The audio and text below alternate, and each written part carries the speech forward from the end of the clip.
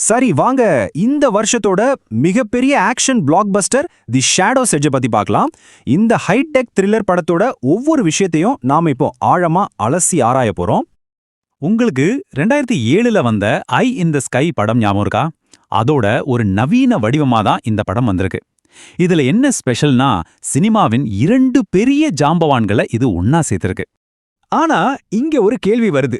இது சும்மா இன்னொரு ரீமேக் படம் தானா, இல்ல இந்த ஆக்ஷன் ஜானரையே ஒரு புது தலைமுறைக்காக மாத்தி எழுதியிருக்கா?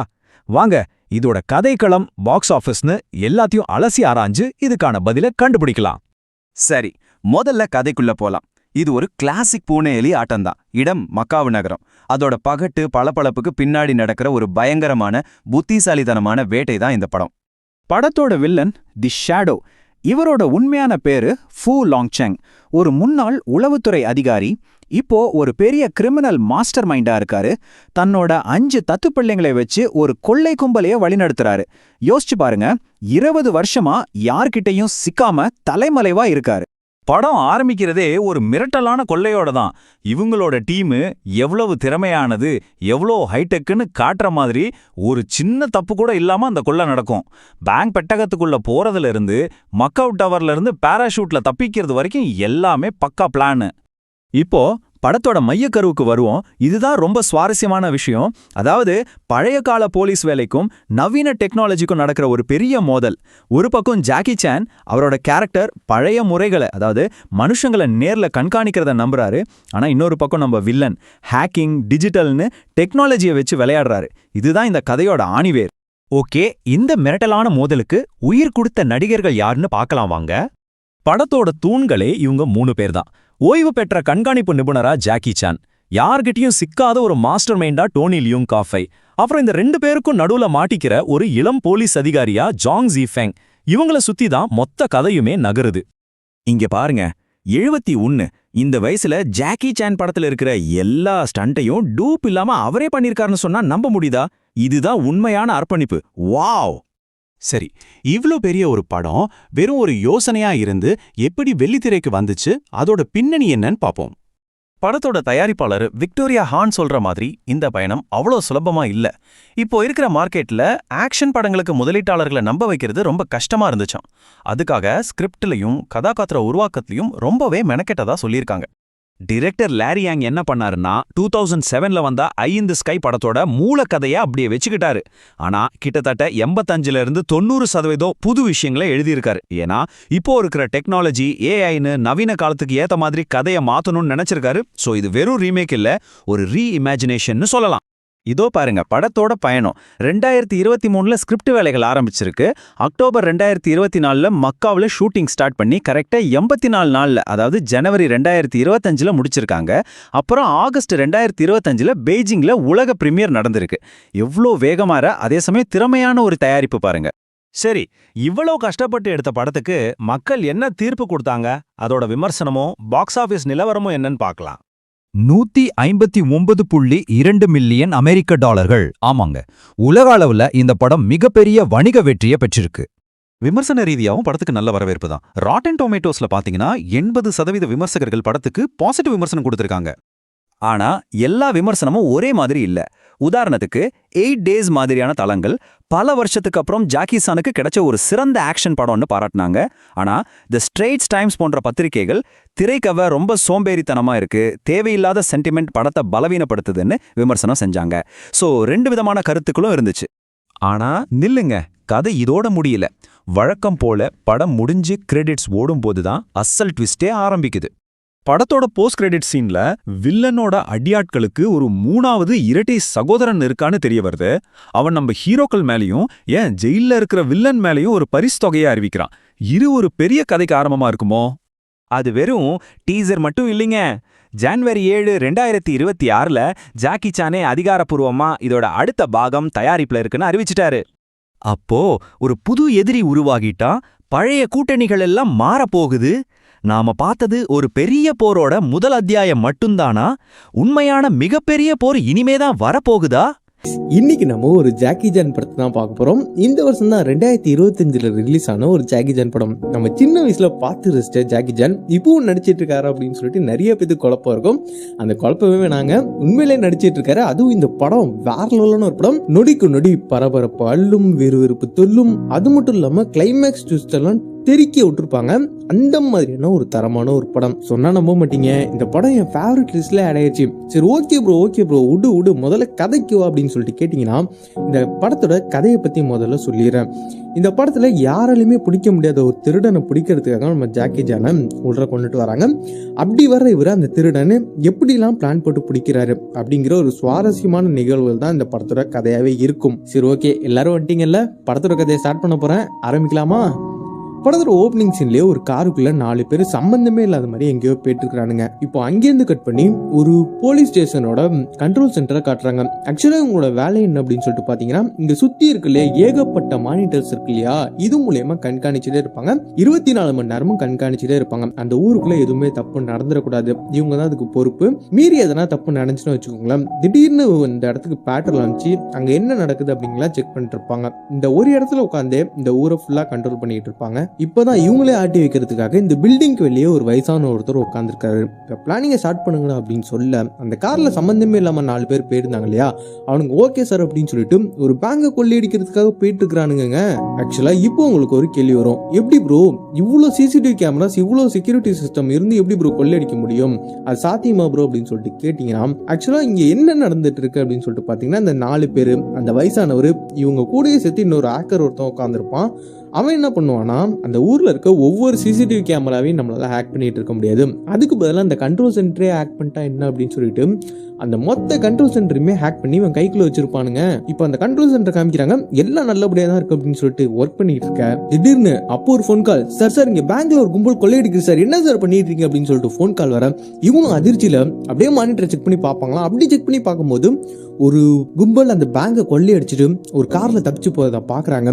பார்த்துட்டு எல்லாருக்குமே அலர்ட் பண்றாங்க, அந்த கார் எப்படியாச்சும் பிடிச்சாகணும், ஓடுங்க அப்படின்னு சொல்லிட்டு இதுக்குன்னே ஒரு ஏஐ வந்து அங்க ட்ரெயின் பண்ணி வச்சிருப்பாங்க. அதுகிட்ட ஐடியா கேட்டு அந்த ஊர்ல இருக்க ரூட்ஸ் எல்லாம் அந்த ஏஐக்கு நல்லா தெரியும். இப்போ அந்த ஏஐ ரூட் சொல்ல, அதே சமயத்துல கண்ட்ரோல் சென்டர்ல இருந்து அந்த பேட்ரோலுக்குலாம் ரூட் சொல்றாங்க. மொத்த பேட்ரோலுமே அந்த ஊருக்குள்ள இறக்குறாங்க. அப்படியே எல்லாம் சேஸ் பண்ணிட்டு போய் ஒரு இடத்துல எல்லாம் நிக்கிறாங்க. நின்றுட்டு பாக்குறாங்க, பார்த்தா அந்த இடத்துல ஒரு காருமே இல்ல. அந்த ஏஐட்ட கேக்குறாங்க, அந்த கால் சென்டர்ல கால் பண்ணி கேக்குறாங்க, என்ன மேடம் இங்க எதுவுமே இல்ல, நீங்க சொன்னீங்களே ஏதோ ஒரு கார் வந்திருக்கு அப்படின்னு சொல்லிட்டு, அப்படி ஒரு காருமே இல்ல அப்படின்னு சொல்லிட்டு கேட்கும் போதுதான் இவங்களுக்கு ஒரு குழப்பம். அப்படியே மானிட்டரை பாக்குறாங்க, கார் அங்கதான் இருக்கு. சார் என்ன சார் சொல்றீங்க, கார் அங்கதான் சார் இருக்கு அப்படின்னு சொல்லும் போது, மேடம் இங்க நாங்க லைவ் லொகேஷன்ல தான் இருக்கோம், கார் இங்க அப்படி ஒண்ணு இல்லவே இல்ல, நீங்க கொஞ்சம் சரியா பாருங்க அப்படிங்கிற மாதிரி சொல்ல, அப்பதான் இவங்க 2 பேத்தையுமே குழப்பம். அப்படியே கட் பண்ணி இந்த ஹேக்கரை காட்டுவாங்களாம். பார்த்தா இது எல்லாமே இவனோட வேலை. எதுக்காக அப்படின்னு சொல்லிட்டு பாத்தீங்கன்னா, அந்த வயசான ஒரு வேஷம் போட்டு ஒருத்தன் உட்காந்தான் இல்லையா, அவன் தான் இதுக்கெல்லாம் ஹெட்டு. அவன் பேரு ஷேடோ. அவனுக்கு கீழே வேலை பார்க்குறவங்க தான் இந்த ஹேக்கரு. அந்த 4 பேர் எல்லாருமே இவங்களுக்கு ஒரு கிரிப்டோ கரன்சியோட பாஸ்வேர்டு தேவைப்படுது. ரொம்ப ரொம்ப முக்கியமான ஒரு பாஸ்வேர்டு. அந்த பாஸ்வேர்டு இருக்கிறதுக்காக தான் இவ்வளவு ரிஸ்க் எடுத்து ஒரு பேங்க்குள்ள போய் பாஸ்வேர்டை எடுத்துக்கிட்டு டவுட் வரக்கூடாதுன்னு அந்த பேங்கை கொள்ளையடிச்ச மாதிரி ஒரு நாடகத்தை போட்டுக்கிட்டு அந்த இடத்துல இருந்து தப்பிச்சு வரதுக்காக மொத்த பேட்ரோலையுமே குழப்பி அந்த கண்ட்ரோல் சென்டரை ஹேக் பண்ணி இவ்வளவு பெரிய பிளான் போட்டு அங்க இருந்து தப்பிச்சு வந்திருக்கிறானுங்க. இப்போ அடுத்த நாள் அந்த உடைக்கப்பட்ட அந்த பேங்க் லாக்கர் யாரோடதா அப்படின்னு சொல்லிட்டு செக் பண்ணும்போது அது அந்த ஊர்ல இருக்க ஒரு மிகப்பெரிய பணக்காரருடையது. அவர்கிட்ட போய் ஃபர்தரா உங்க லாக்கர் உடைக்கப்பட்டிருக்கு, அதுல என்ன வச்சிருந்தீங்க அப்படின்னு சொல்லிட்டு கேட்கும்போது அவர் அப்பதான் சொல்றாரு, என்னோட லாக்கர்ல கிரிப்டோ கரன்சி சம்பந்தப்பட்ட ஒரு பாஸ்வேர்டுன்னு வச்சிருந்தேன், அதோட ஒருத்து 400 கோடி. என்ன 400 கோடியா, ஐயோ என்னையா சொல்ற, எங்களுக்கு தலையை சுத்துது அப்படின்னு சொல்லிட்டு அங்க உள்ளவங்க எல்லாருமே அதிர்ச்சியாக இவரும் சொல்லுவாரு, இல்ல பாதி பாஸ்வேர்டு தான் அந்த ஒரு லாக்கர்ல இருக்கு, மீதி பாஸ்வேர்டு வந்து அந்த ஸ்டாக் மார்க்கெட் இருக்கு அந்த ஒரு கம்பெனில நான் ரெஜிஸ்டர் பண்ணி வச்சிருக்கேன், அங்க போய் கேட்டா அந்த மீதி பாஸ்வேர்டு அவங்க வாங்கினா மட்டும்தான் அவங்களால அந்த 400 கோடி ரூபா வாங்க முடியும் இப்படிங்கிற மாதிரி இவரு சொல்லிட்டு இருக்க. அப்படியே அங்கேருந்து கட் பண்ணி அந்த ஸ்டாக் மார்க்கெட் இருக்க அந்த ஒரு கம்பெனியை காட்டுறாங்க. பார்த்தா அந்த ஷேடோங்கிறவன் இங்கேயே வந்திருக்கிறான். இவங்களோட பிளானே நேத்து அந்த பாதி பாஸ்வேர்டு எடுக்கணும், இன்னைக்கு அந்த மீதி பாஸ்வேர்டு எடுக்கணும், எடுத்துட்டு போய் அந்த 400 கோடி ரூபா ரிட்டர்ன் இவங்ககிட்ட அட்டையை போட்டுட்டு போகணும். இதுதான் இவங்களோட பிளானாவே இருந்திருக்குது. இப்போ அவங்க பிளான் போட்ட மாதிரியே அந்த ஷேடோங்கிறவன் எதுவுமே தெரியாத மாதிரி அந்த கம்பெனில ஓரமா உட்காந்துருக்கேன். இப்போ வாங்க அப்படிங்கிற மாதிரி சொல்ல இவனோட ஆளுங்க 4 பேர் வந்து அங்க இருக்க எல்லாத்தையுமே மிரட்டி எல்லாத்தையும் பயமுறுத்தி ஓரமா உட்கார வச்சுட்டு நேரா போயிட்டு அந்த சிஸ்டம்ல போய் அந்த ஒரு பாஸ்வேர்டை காப்பி பண்ணிட்டு இருக்கானுங்க. அப்பதான் இந்த ஹேக்கர் ஷேடோட்ட கேக்குறான், இந்த சிஸ்டம்ல கோடாண்டின்ற ஒருத்தரோட டேட்டா ஒன்னு இருக்குது, இது யாரோடதுன்னு தெரியுதா? கொஞ்சம் வருஷத்துக்கு முன்னாடி கூட ஒரு மலேசியன் பிசினஸ்மேன் ஒருத்தர் 1.5 பில்லியன் கிரிப்டோ கரன்சி டாலர்ஸை திருடிட்டு போயிட்டாருன்னு கேஸ் ஆனிச்சு இல்லையா, கொஞ்ச நாள்ல கூட இறந்துட்டாருன்னு கூட சொன்னாங்களே, அவரோட டேட்டா இந்த ஒரு சிஸ்டம்ல இருக்குது. ஸோ இதை நான் காப்பி பண்ணி எடுக்கிறேன், நம்மளுக்கு பின்னாடி உதவும் அப்படிங்கிற மாதிரி இந்த ஷேடோவிட்ட சொல்ல, ஷேடோ அப்போ தான் சொல்றான், டே டைம் இல்லை, போலீஸ் வந்துட்டு இருக்கு, இன்னும் 2 நிமிஷத்துல இங்க வந்துருவாங்கடா, டக்குன்னு காப்பி பண்றான், கிளம்புண்டா, அதெல்லாம் ஒன்று வேணாண்டா அப்படின்னு சொல்ல, அந்த ஹேக்கர் கேட்க மாட்டான், இல்ல ஒன்றும் பிரச்சனை ஆகாது, டக்குன்னு நான் காப்பி பண்ணிடுவோம் அப்படின்னு சொல்லிட்டு அதை காப்பி பண்ணிட்டு உட்காந்துருக்கேன். அப்போ அந்த இடத்துக்கு சடனா போலீஸ் வர, இதை பார்க்குற அந்த ஷேடோவுக்கு அள்ளு விட்டுருது. அப்படியே அந்த இடத்த விட்டு கிளம்பி போறான். இவன் இப்படியே போய் சாவுங்கடா, நான் முதல்ல தப்பிக்கிறேன்டா அப்படின்னு சொல்லிட்டு கிளம்பி போயிட்டு இருக்கும்போது தான் அந்த இடத்துல ஒரு பொண்ணு எதிர்ச்சியா போட்டோ எடுக்க போய் அதுல இந்த ஷேடோ வந்து மாட்டிக்கிறான். பட் போட்டோ எடுத்தது இவனுக்கு தெரியாது. அப்படியே தப்பிச்சுட்டோடா அப்படின்னு சொல்லிட்டு வெளியே போக, அதே நேரத்துல போலீஸ் உள்ள வந்து செக் பண்ணி பாக்குறாங்க. அப்போ இந்த திருடனுங்க கீழே வர, இதை பாக்குற போலீஸ்க்கு தெரிஞ்சு போச்சு இவனுங்க தான் திருடனுங்க அப்படின்னு சொல்லிட்டு அப்படியே துரத்துவாங்க. இவனுங்களும் ஓடுறானுங்க, மாட்டிடக்கூடாது அப்படின்னு சொல்லிட்டு பூந்தெல்லாம் ஓடுறானுங்க. அப்படியே கட் பண்ணி இந்த பில்டிங்க்கு வெளியே காமிச்சா, அந்த ஷேடோ இன்னும் அந்த இடத்த விட்டு கிளம்பல. அவனோட டீமால் ஒருத்தன் கார் எடுத்துட்டு வந்திருப்பான். அந்த கார்ல இருக்க அந்த டீமால பிடிச்சிட்டு கிளிகிளின்னு கிழிச்சிட்டு இருக்கிறான். டே அவன் கிட்ட அப்பயே சொன்னடா சீக்கிரம் வாங்கடா அப்படின்னு சொல்லிட்டு, அதை விட்டு தேவையில்லாத ஒரு ஃபைலை காப்பி பண்றேன்னு சொல்லிட்டு இப்படி போய் மாட்டிக்கிட்டாங்க.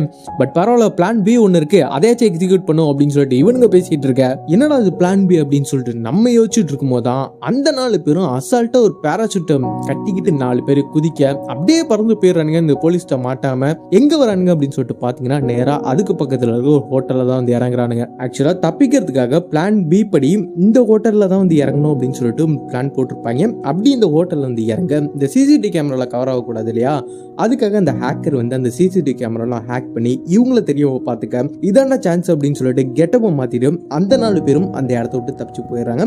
போலீஸ் அந்த இடத்துக்கு வந்து தேடி பாக்குறாங்க. பட் இவங்க யாருமே கிடைக்கல. இதுக்கப்புறமா தான் இந்த படத்தோட கதையே ஸ்டார்ட் ஆகும். இப்போ என்ன நடக்குதுன்னா, அந்த ஊர்ல இருக்க முக்கியமான போலீஸ்லாம் ஒரு மீட்டிங் அட்டென்ட் பண்றாங்க. அதுல அந்த போலீஸோட ஹெட் ஒருத்தர் இருப்பார் இல்லையா, அவர் என்ன சொல்றாருன்னா, இவ்வளோ போலீஸ் ஃபோர்ஸை இறக்கியும் இவ்வளோ டெக்னாலஜி நம்ம கையில் இருந்துமே உங்களால் அவங்கள பிடிக்க முடியலையா, இதுக்கெல்லாம் என்ன பண்ணலாம், சொல்யூஷன் சொல்லுங்க அப்படின்னு சொல்லிட்டு கேட்கும்போது இவங்களும் ஆளாளுக்கு ஒன்று சொல்ல, இப்படி இவங்க பேசிட்டு இருக்கும்போது தான் இடையில ஜாக்கி சானோட பேர் அடிப்படுது. பல வருஷத்துக்கு முன்னாடியே அவர் ரிட்டையர் ஆயிட்டாரு. பட் இருந்தாலும் புத்திசாலித்தனமா எந்த ஒரு திருடனா இருந்தாலும் அவரோட மூளை யூஸ் பண்ணி ஈஸியாக கண்டுபிடிச்சிடுவாரு. இதே இவங்க பேசிக்கிட்டே இப்போ ஒன்று சொல்றாங்க, பக்கத்தில் ஒரு லேடி காப் ஒருத்தவங்க உட்காந்துருப்பாங்க. இவங்க எப்பயுமே சோகமாக தான் உட்காந்துருப்பாங்க. ஏன்னா இவங்களுக்கு இந்த டிபார்ட்மெண்ட்ல சொல்லிக்கிற மாதிரி பெருசா எதுவுமே வேலை கொடுக்க மாட்டாங்க, சின்ன சின்ன ஒர்க் தான் கொடுப்பாங்க. இவங்களால பேர் வாங்க முடியல, இவங்களால திறமையை வெளிப்படுத்த முடியல அப்படின்னு சொல்லிட்டு ஒரு கில்ட்லயே உட்காந்துருப்பாங்க. இப்படி உட்காந்துருக்கவங்களை பார்த்து அந்த ஹெட் சொல்றாரு, சான்னு ஒருத்தர் ரொம்ப வருஷத்துக்கு முன்னாடி நம்ம டிபார்ட்மெண்ட்ல இருந்தாரு, அவர் இருக்கும்போது இந்த மாதிரி திருடன்கள்லாம் ஒண்ணுமே பண்ணிருக்க முடியாது, இப்போ அவர் எங்க இருக்காருன்னு தெரியல, அவரை போய் நீ கூட்டிட்டு வா அப்படின்னு சொல்லிட்டு இந்த பொண்ணுக்கு அந்த அசைன்மெண்ட்டை கொடுக்க இவங்களும் போறாங்க. இப்போ என்னன்னா, பல வருஷத்துக்கு முன்னாடியே ஒரு ரிட்டையர் ஆயிட்டாரு, இப்போ கூப்பிட்டா உடனே வந்துருவாரா அப்படின்னு சொல்லிட்டு என்ன பண்றாங்கன்னா, கொஞ்ச நாள் பின்னாடியே கண்காணிக்கிறாங்க. இவர் என்னென்னலாம் பண்றாரு, எங்கெங்கெல்லாம் போறாரு, இப்போ கூப்பிட்டா வருவாரா, இந்த டவுட்லேயே கொஞ்ச நாள் கண்காணிச்சிட்டு இருக்காங்க. அதே சமயத்தில் இவரை பத்தி தேடி தேடி படிக்கிறாங்க. இவர் இதுக்கு முன்னாடி என்னெல்லாம் பண்ணியிருக்காரு, டிபார்ட்மெண்ட்ல இவர் எப்படி இருந்திருக்காரு அப்படின்னு சொல்லிட்டு தேடும் போது தான் இவங்களுக்கு ஒரு ஆச்சரியம். ஒரு திருடனை பல நாட்களா சர்வேலன்ஸ் பண்ணி அவனை பத்தி ஃபுல் டீடைல்ஸையும் எடுத்து அப்புறமா அவனை கையும் களவுமா அரெஸ்ட் பண்ணுவாரு. இவர் கூடவே ஒரு பார்ட்னர் ஒருத்தர் இருப்பாரு. இவங்க 2 பேரும் சேர்ந்தா ஒரு ட்ரக் டீலரை பிடிக்கிறதுக்காக பிளான் போட்டு ஒரு இடத்துக்கு போயிருப்பாங்க. அங்க போகும்போது இந்த சான் இருக்கார் இல்லையா, அவர் ஒரு சின்ன மிஸ்டேக் பண்ணிற, அந்த மிஸ்டேக் காரணமாக இவரோட பார்ட்னர் இறந்திருப்பாரு. இந்த ஒரு கில்ட்னால அவர் அந்த டிபார்ட்மெண்ட்டை விட்டு இறங்கியிருப்பாரு. இதனால தான் ரிட்டர்ன் ஆயிருப்பாரு. இதுக்கப்புறமா இவரை பத்தி எந்த ஒரு ரெக்கார்டுமே அந்த டிபார்ட்மெண்ட்ல இருந்திருக்காது. இதெல்லாம் அப்படியே படிச்சுட்டு இருக்காங்க. இப்போ சான் வந்து ஒரு காஃபி ஷாப்ல காஃபி குடிச்சிட்டு உட்காந்துருக்கும் போது அந்த பொண்ணு இருக்காங்க இல்லையா, சானுக்கு தெரியாம அப்படியே ஃபாலோ பண்ணிட்டு வந்து அப்படியே சர்வேலன்ஸ் பண்றாங்களாம், பார்த்துட்டு இருக்காங்க. அப்படி பார்க்கும்போது தான் சானுக்கு தெரிஞ்சு போச்சு இவங்க ஃபாலோ பண்றாங்க அப்படின்னு சொல்லிட்டு இப்போ அந்த பொண்ணு கிட்ட போய் என்ன சொல்றாருன்னா, இங்க பாரு, நான் 2:30 மணில இருந்து பாக்குறேன், இப்ப 4 மணி நேரத்தை தாண்டிருச்சு, நான் டாக வாக்கிங் கூட்டிட்டு போகும்போது என் பின்னாடி ஃபாலோ பண்ணிட்டு வந்தேன், நான் பஸ்ல போகும்போது அதே பஸ்ல ஏறினேன், இப்போ என்னடானா இங்க வந்து உட்கார்ந்து இருக்கிற, மத்தியானமே சந்தேகப்பட்ட அவன் கூட ஒருத்தன் வந்தாலும் அவன் பர்ஸ் அடிச்சு என்னன்னு பார்த்தா அதுல போலீஸ்னு போட்டிருக்குது, அப்ப நீயும் போலீஸா, ஃபாலோ பண்றதுன்னா முதல்ல என்னன்னு தெரியுமா, அதை முதல்ல கத்துக்கிட்டோம் அப்படின்னு சொல்லிட்டு இந்த பொண்ணுக்கு கிளாஸ் எடுத்துட்டு உட்காந்துருக்காரு. இதெல்லாம் சொல்லி முடிச்சுட்டு சரி ஓகே இப்போ எதுக்காக வந்து அப்படின்னு சொல்லிட்டு கேட்கும்போது இவங்களும் பொறுமையா கூட்டிட்டு போய் எக்ஸ்பிளைன் பண்றாங்க. இந்த ஃபுட்டேஜஸ்ல எதுலயோ ஒரு இடத்துல இந்த திருடனோட முகம் இருக்குது, அது யாருன்னு எங்களால் கண்டுபிடிக்க முடியல அப்படிங்கிற மாதிரி சொல்லிட்டு இருக்கும்போது இவர் ஒரு ஃபுட்டேஜ் ரொம்ப நேரமா பாக்குறாரு, ரிப்பீட்டடா பார்த்துக்கிட்டே இருக்காரு. இப்ப பக்கத்துல இருந்தவங்களும் இவர்கிட்ட கொஞ்சம் டீட்டெயிலா சொல்றாங்க, நேற்று என்ன நடந்துச்சு, என்ன திருட்டு போச்சு அப்படின்னு சொல்லிட்டு சொல்லிட்டு இருக்கும்போது இவரு அதை கவனிச்சுக்கிட்டு அந்த ஃபுட்டேஜை பாக்குறாரு. பார்க்கும்போது இவருக்கு எதோ கிடைச்சிருக்குது. இப்ப சொல்றாரு இவனுக்கு தான் திருடுனது அப்படின்னு சொல்லிட்டு ஒரு 4 பேரை காமிக்க, அங்க இருக்கிறவங்க டவுட்ல இவனுக்கு தான் எப்படி கன்ஃபார்ம் பண்றீங்க, எப்படி நம்புறது அப்படின்னு சொல்லிட்டு கேட்கும்போது இவர் எக்ஸ்பிளைன் பண்றாரு. கொஞ்சம் டீட்டெயிலா நோட் பண்ணி பாருங்க, எல்லாரும் அவங்க வேலையை பார்த்துட்டு இருக்காங்க. பட் ஒரு 4 பேர் மட்டும் ஒரு கேமராவை கிராஷ் பண்ணும் போதும் அந்த கேமராவை லைட்டா நோட் பண்ணிட்டு அப்புறமா அதை கிராஸ் பண்ணி போறாங்க பாருங்க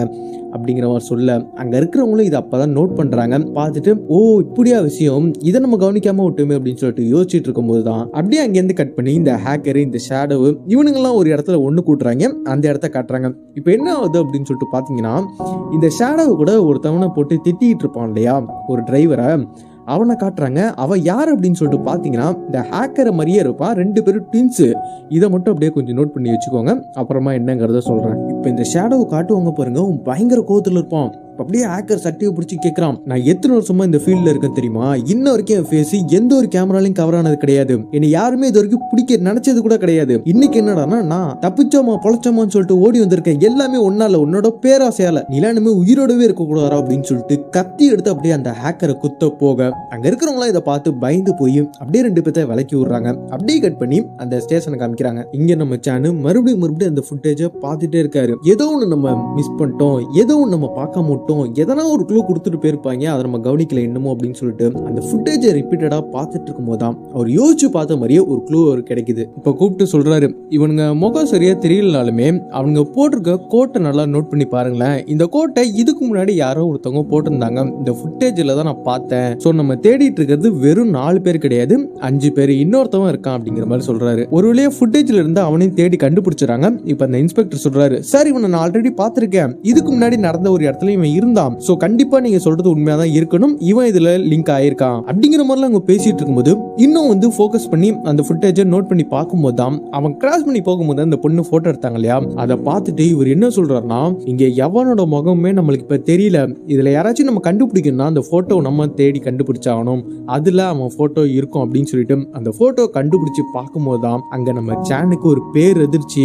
அங்க இருக்க யாருக்குமே இவனை யாருமே தெரியல, சாதாரண ஒரு ஆள் தான் நினைக்கிறாங்க. அப்பதான் சேனு சொல்றாரு, இவனை ஆல்மோஸ்ட் உங்க யாருக்குமே தெரிஞ்சிருக்க வாய்ப்பு இல்ல, இவன் பல வருஷத்துக்கு முன்னாடி இருந்த ஒரு திருடன், இவன் பேர் ஷேடோ, இவன் பயங்கர புத்திசாலி மூலக்காரன், பட் இவன் திருந்தி வாழ்ந்துட்டு இருக்கான்னு நான் நினைச்சுக்கிட்டு இருந்தேன், இப்ப மறுபடியும் ஆரம்பிச்சானா, இதுக்கப்புறமா இவன் ஒரு திருட்டு கூட பண்ணக்கூடாது, இவனை ஃபர்ஸ்ட் பிடிக்கணும் அப்படின்னு சொல்லிட்டு என்ன சொல்றாருன்னா, இவனை பின்தொடர்றதுக்காக ஒரு சர்வேலன்ஸ் டீமை ரெடி பண்ணணும், அந்த டீம்ல இருக்க போலீஸ் எல்லாம் இவனுக்கு தெரிஞ்சிடவே கூடாது, ஏன்னா இவன் நோட் பண்ணிருப்பான் ஆல்ரெடி போலீஸ்காரங்க யார் யாருன்னு சொல்லிட்டு இவனுக்கு நல்லா தெரியும், இப்ப டிபார்ட்மெண்ட்ல இருந்து வேற ஒரு ஆள் வேணும் அப்படிங்கிற மாதிரி சொல்லிட்டு அப்படியே திரும்பி இந்த லேடி போலீஸை பாப்பாராம். பார்த்துட்டு சொல்றாரு, நீங்க ஃபர்ஸ்ட் ஒரு சூப்பரான ஒரு டீமை ஃபார்ம் பண்ணுங்க சர்வேலன்ஸ் பண்றதுக்காக, அதுக்கப்புறமா அவனை பின்தொடர்ந்து அவனை பத்தின டீடைல்ஸ் எல்லாத்தையும் கேதர் பண்ணுங்க, அவன் இதுக்கப்புறமா என்னென்ன பண்ண போறான், இதுக்கு முன்னாடி என்னென்னலாம் பண்ணிருக்கான், இந்த டீடைல்ஸ் எல்லாம் எடுங்க, அப்புறமா தான் நம்ம அவனை சீக்கிரமா பிடிக்க முடியும் இப்படிங்கிற மாதிரி சொல்ல, அப்பதான் இந்த போலீஸ் சேன் கிட்ட சொல்றாரு, சார் இந்த சர்வேலன்ஸ்ல உங்களுக்கு நிறைய எக்ஸ்பீரியன்ஸ் இருக்கு, நீங்க உங்க தலைமையில ஒரு டீமை ஃபார்ம் பண்ணுங்க, ஃபார்ம் பண்ணி ட்ரைனிங் கொடுங்க,